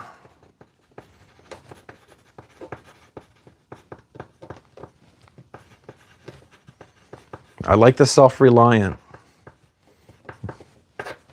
We all can do so many amazing things. Another difference question, but what's the difference between an odachi and a nodachi? Ooh, okay, so that's where the kanji is going to make the big difference. And from my perspective, the difference between an king, like king of sword, and nodachi, like big ass sword, you're going to have either furniture or you're going to have a history. But an odachi is something it's more impressive. It may be larger, it may be just more intricate. Have to go. Love catching your live. Please keep the videos coming. Thank you, Angela. And wow, 5573. I remember 5573. Thank you. Who do you think would win in a fight, Messi or Ronaldo? Yeah, no clue. Sorry. Are they gladiators? I'm sure they're modern gladiators, but Nick said hi and waved. Hello, Nick. Thank you for being here. This year, our dojo hosted the Rob Reiner seminar. That's awesome. It's fun when your dojo gets to hold the seminar and all the other schools come to your place. Yeah, the floors need more work, but there's just something about not having to travel. And do I sell anything? I do. I just have all my stores closed right now. So I'll get back to it at some point. Glad to help. Laugh out loud. Shout me out. I'm a close watcher. Thank you, dads. That's good writing. Yeah, I've met Stephen Hayes. Very nice man, and he's a good guy too. Asked on anything on Samurai and Shinobi. That's awesome. It's nice that when you can read these people's books and spend so much time reading about them, when you meet them, they kind of back that up. What is your favorite? Oh. What is your favorite anime? Oh, Gurren Lagann Tengen Toppa. Simply my hands down favorite anime. Gurren Lagann. Oh, it's so good. Ninja Scroll. Ninja Scroll is great. It's also, it can be a little disturbing. The first time I watched it, I was not ready for that. But when he goes, yeah, this must be one soft place. Wow. Could I make you a ninja sword? No, I got to make myself a ninja sword first. I'm not ready to sell my swords. Good question. Yeah, it was a good question. Are you on Reddit? I am not on Reddit. I'm hardly on this platform. I really spend more time in the dojo or the forge. Savant, thank you. Oh, I'm wondering if you've ever read any Yukio works. So, what your thoughts were. His literature novels were messed. Oh, now the thing's moving again. Yukio. I feel like that name is familiar. No, I'm going to say no, I haven't, because the one I'm thinking of, I'd have to check the title. Have you ever been a consultant for any movies or anything? I feel like a producer could do well hiring someone as knowledgeable as you to guide their ideas. Ooh, thank you. That's very kind. No, I have never, no one has ever said, hey, I will give you money to answer questions. No, the closest I've ever been, I had my suit of armor rented for a commercial for the lottery years back, and they rented it for a day. So I showed up with my armor. No one asked me any questions. I just set up the armor and then sat at craft services for a few hours and then collected the armor. That's the closest I've been. But to have a hand in actually shaping on how like movement, weaponry, and how things were to actually go together, I think it'd be a great opportunity. How to distract from distractions. Ooh, how to distract from distractions. When you say that, I think it's a kata.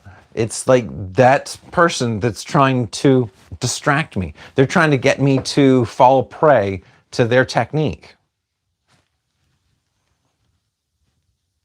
Though I state that example, when I'm editing, because I'm not good at editing, I have to black out my window. Because if I can look out my window, I'm going to want to go outside and do something, because sword practice is way more interesting than editing. So I just black it out. So I think my answer for this moment would be, if you know where your weakness is, be able to guard yourself from your own weakness.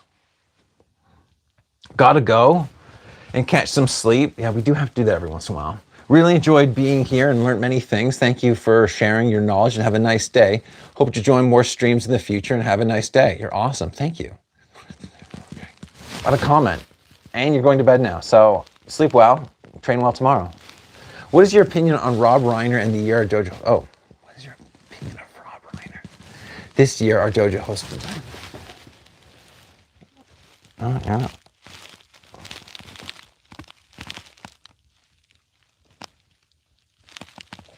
I honestly don't know who Rob Reiner is. Renner? Maybe I do. I bet if I put it in here, I'll go, oh yeah, that's... But if not...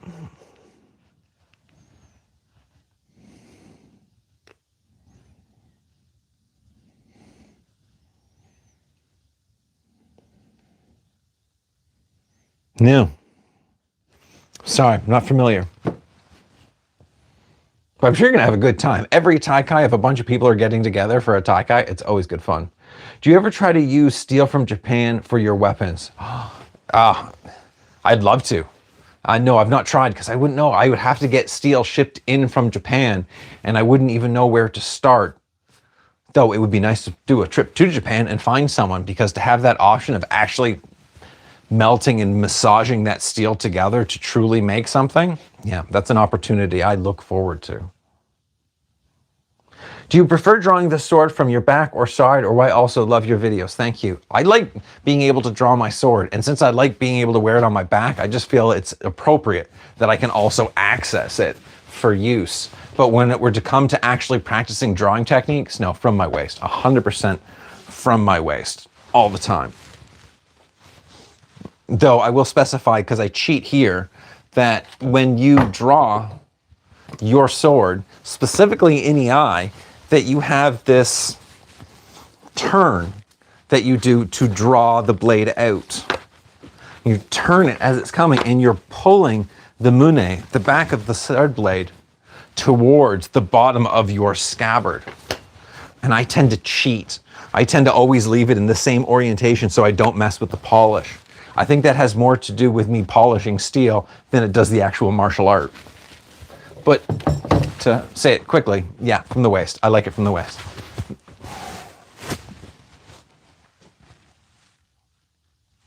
Are you currently teaching people ninjutsu and forging, or just doing your own thing for the moment? Would love to visit the dojo. Thank you. Currently, I am being selfish and doing my own thing while simultaneously wanting to set up. Wanting to set up is not an active form. But I do see in the future that I do want to teach the martial arts and forging. I'd like to have something online as well, but to have a place that people could actually visit. We got a new member tonight, Mangetsu Mura, which is the dojo builder. This will happen. This will be a world in which people can come, visit, practice, and then wander off. Thank you that you'd be interested to participate in that. My wife's brother is a blacksmith, and my son has done it, and so now, watching you, I'm tempted to buy a forge and try it out. You'll love it. It is a tremendous amount of fun of what you can make with steel, something that just does not want to move, but you heat it up, and with a hammer, you can make whatever you want. I say try it out. It's good fun. Hearing protection from the very beginning. Do you know much about Shinto practices, or does your philosophy practice come from more of the Buddhist idea of Zen? Correct. I don't know much about Shinto. I like the idea that it's a practice of nature, but that's about all that I know. From my practice is from Zen, from Chan Buddhism, that practice of nothing. Yeah, I got nothing for you. Other than Shinto's pretty great. You practice clean beam? No. Yeah, I'd love to take a smithing lesson. Oh, wouldn't that be great? Just wander over and have some fun. We'll work on it. We'll get that to actually have the proper forge built up that people can come practice, stay on site, and live this little world for a while. Also, Japan have special clay for katana forging. They sure do. They have a special clay for not only the tempering process, but for what they dunk it into. And then you've got the rice straw. There's going to be a lot of little things I have to look after before I can actually start molding that tahamagane. But it's well worth the challenge. Yeah, back to cleaning the wall again. I never actually get to cleaning the wall. I got to a sword this time. And I've made more of a mess than actually cleaned anything. But that's how it usually goes anyways, which is kind of fun. Oh, I swear it was, Rob Reiner is the 15th Dan, Bujinkan instructor with about 40 years of training. He teaches internationally and focus on practical application. Wicked. I like practical application.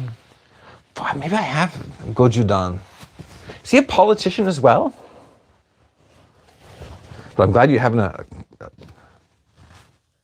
Thank you, Richard. That's very kind. Love everything you do. That's nice.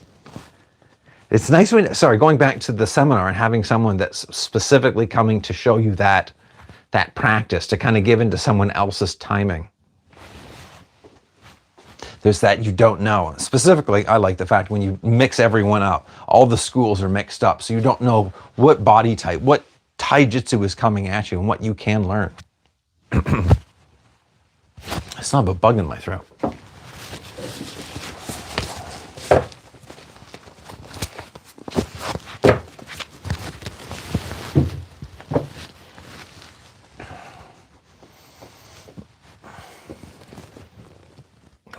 What is your thoughts on the Native American warrior? Can we compare them to ninja?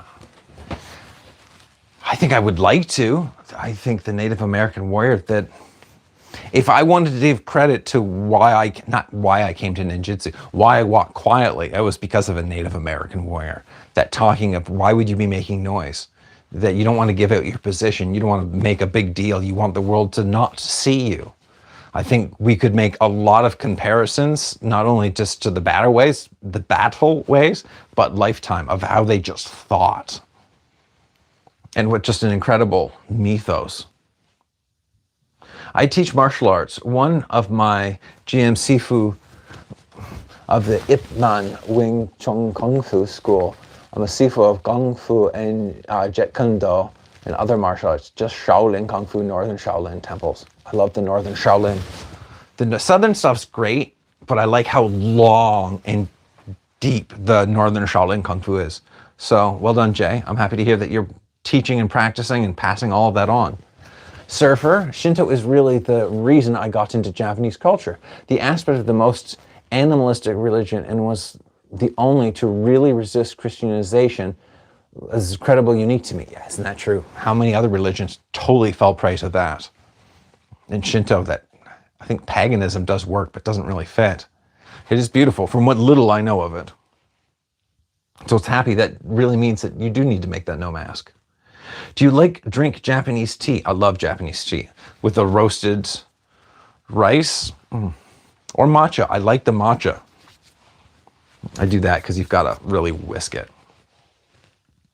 Have you ever taken any interest in sumo? Oh my God, yes. It's such a cool aspect of Japanese history and culture. It's sad to see this misunderstanding in the West. It is. It's, mind you, we gotta understand. There's a lot of misconception that can happen behind sumo, in front of sumo.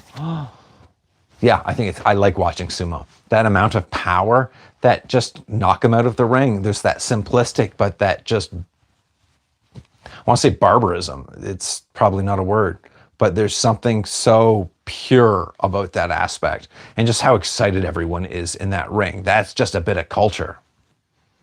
Personally practice it? No, tiny. I actually sneak up on people all the time. Yeah, and they probably scream a little bit too because you're so quiet, but it's good practice. And I think it's better for our joints. If you're smashing around the whole time, that can't be great for your body. Do you know multiple martial arts? And if so, how many do you practice? I've studied a little bit of a bunch of martial arts, but really I just study Ninpo. I've made them all my own. Like there's a few weird kicks that definitely come from Taekwondo. And yeah, that'd be it. No, I keep it all very boring. A raven flew by and told me to join the stream, so here I am. See, ravens know what's going on. I'm working on making friends with my ravens here. Slowly going, what is your favorite type of weapon? Bladed weapons. Anything bladed. I like sharp, I like steel. Though I think claws tend to be my favorite. I like distance fighting, but there's something about that close range that claws allow you, that once you've come past that point, there's just like that no-go zone. It's like you just have to deal with it. As a kid, I loved everything about ninja. As an adult, I realized I never grew out of it, so now, in my mind, mid-30s, I am literally doing the same as you. I forge and train and try learning everything. Hell yeah. That's awesome. Right? It's fun that you think that they are able to engage so many young minds, but as those minds continually evolve, you realize there's still more to grasp. There's more interest. There's more depth.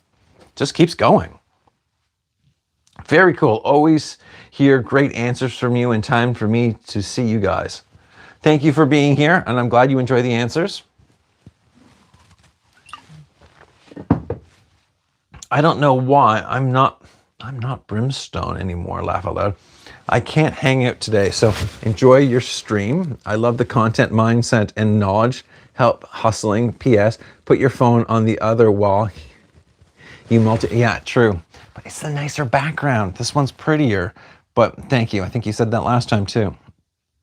Or you said that last time. Me too. I used to ask for tabby boots all the time when I was like 7. Yeah. Tabby boots look so cool. And you don't find out until later. There's great health benefits to having the big toe separate and separated from the rest of the toes. Now look down because I'm wearing tabby. Tabby are the best. They're also none of that nonsense of having the padding and the cushionings that make everything else uncomfortable. Romans 10:19, that if... Okay. Tabby are so comfortable. Thank you, Moonchild. They are so comfortable. You think, why are they so comfortable? There's no padding. It's like, because the human foot is just fine on its own. They're so comfortable. I also have a waterproof one now for outside. Super fun. Surfer, you really have to go get a pair. They're comfortable. Hey, are you totally self-taught with forging, oh, I did it again, and metallurgy, or do you have professional background experience? Yeah, I guess, I can't say I'm totally self-taught, but I'm totally self-taught. And I say that because I've had to go and do all the research. But YouTube has been one of my biggest resources, and I've actually met with real teachers in the real world. And happily, they've just been able to reinforce what I'd already learned and practiced. The nice thing about steel is there's very little, like, gray area. When you heat treat a blade, if you get it wrong, it breaks, and it kind of shows you quite quickly. And it may take a longer learning curve, but I feel despite the longer learning curve, it's like it's my knowledge. So for the most part, yeah, self-taught. Self-taught.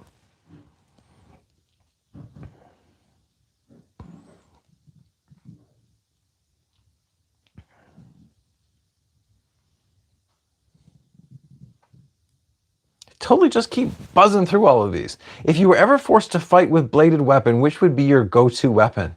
I never get forced to fight with a bladed weapon, but it would still be a sword. 100%. 29 inches. Or maybe 2 swords. I take 2 swords as well. What are some exercises you do to improve your stealth? Also, I've been wanting to make a small section of the floor of samurai used against ninja. The floor that sounds like a nightingale. Oh yeah, with the little metal... So for, I guess, stretching, my biggest thing is inversion. I hang upside down almost every day. That's not stretching, but it does alleviate and allow me to have kind of access, but definitely like leg up, forward bends, forward bends, forward bends.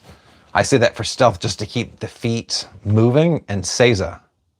But then I could go for us to say diet. There's a lot of things about staying silent. You are a kind man, I can tell, and I hope you have a wonderful life. Thank you. You're very kind. I hope you have a wonderful life. Yeah, one of the best choices I made for footwear was switching to barefoot style shoes and moccasins. It's funny how so many people with sore feet switch to things with no support and suddenly their feet feel marvelous. I've seen sumo schools. It's truly, truly is mega to see well as watching it. If you can keep up with the pace of Japanese life, you're good to go. Yeah, but I couldn't. Not the dojo, the farm, the barn. There's an interesting word that they use is they have a dirt floor and their training areas are just, oh, what a school. Moonchild, I really need to make myself a new pair. I even got a pair from Japanese gardening store that have steel toe caps. Nice. That's like the workman's store. We really do. We have to look after our feet. Just shouting out 5 more minutes and then I'm going to run away. Would you say gray man tactics are basically a modern version of ninjutsu, just blending in and not standing out during everyday life? 100%, I would agree with that. We think if they're blending into those 4 categories of samurai or they're being a merchant or what have you, it makes sense not to stand out. You wouldn't want to bring any attention to you. So this idea of these operatives that no one knows of, that no one would recognize them, they're not in anything.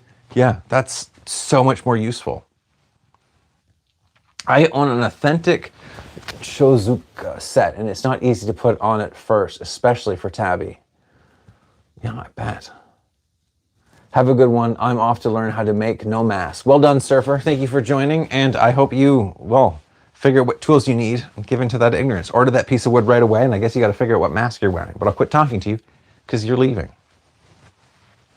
And as you're leaving, not that we're leaving yet, but as I slowly put things away, we have, what, 3 more minutes?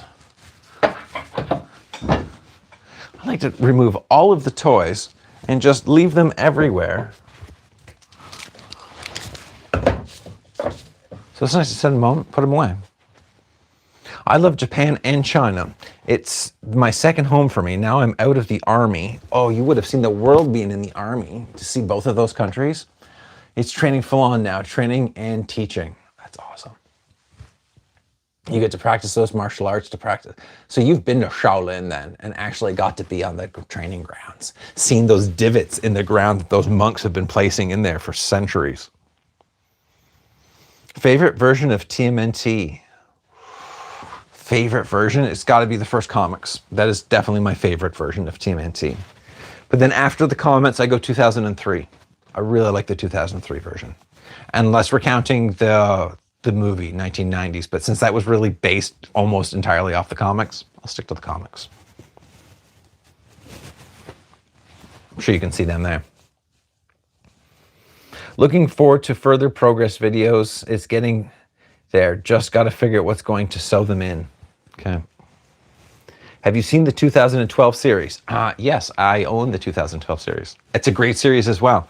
It's right after the 2003. We actually get to see like real ninjutsu used in the 2012 series, which I thought was really great. When Leonardo is talking about Hoko no Kamae and then goes into Hoko no Kamae.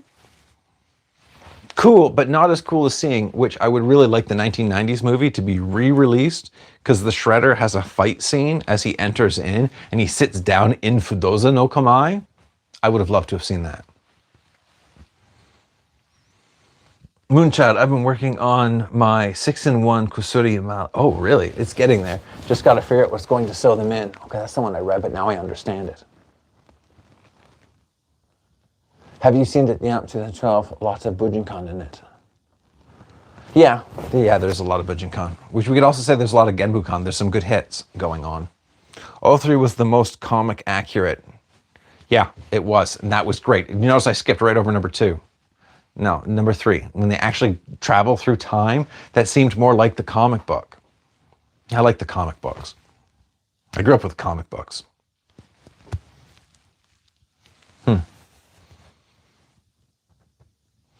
Yes, I was there in the Great Hall showing Shaolin Fist. It's the Great Hall that the monks have done for centuries. That's awesome. That's definitely on my bucket list to get into that position and have to stomp. You really have to sink down now, though. Those divots have gone quite well. Well, everyone, thank you for coming out this evening. I'm going to leave it at this. We're leaving a little early. Oh, they just canceled the last Ronin live app. Did they cancel it? No. That was a really great comic. That would have made a great. No, you're right. I'm happy. If they're going to cancel it because they weren't going to do it well, it's best they just cancel it then. That's terrible. Okay, on that note, goodbye, everyone. Thank you, and we'll see you next time. Good luck with everyone's training.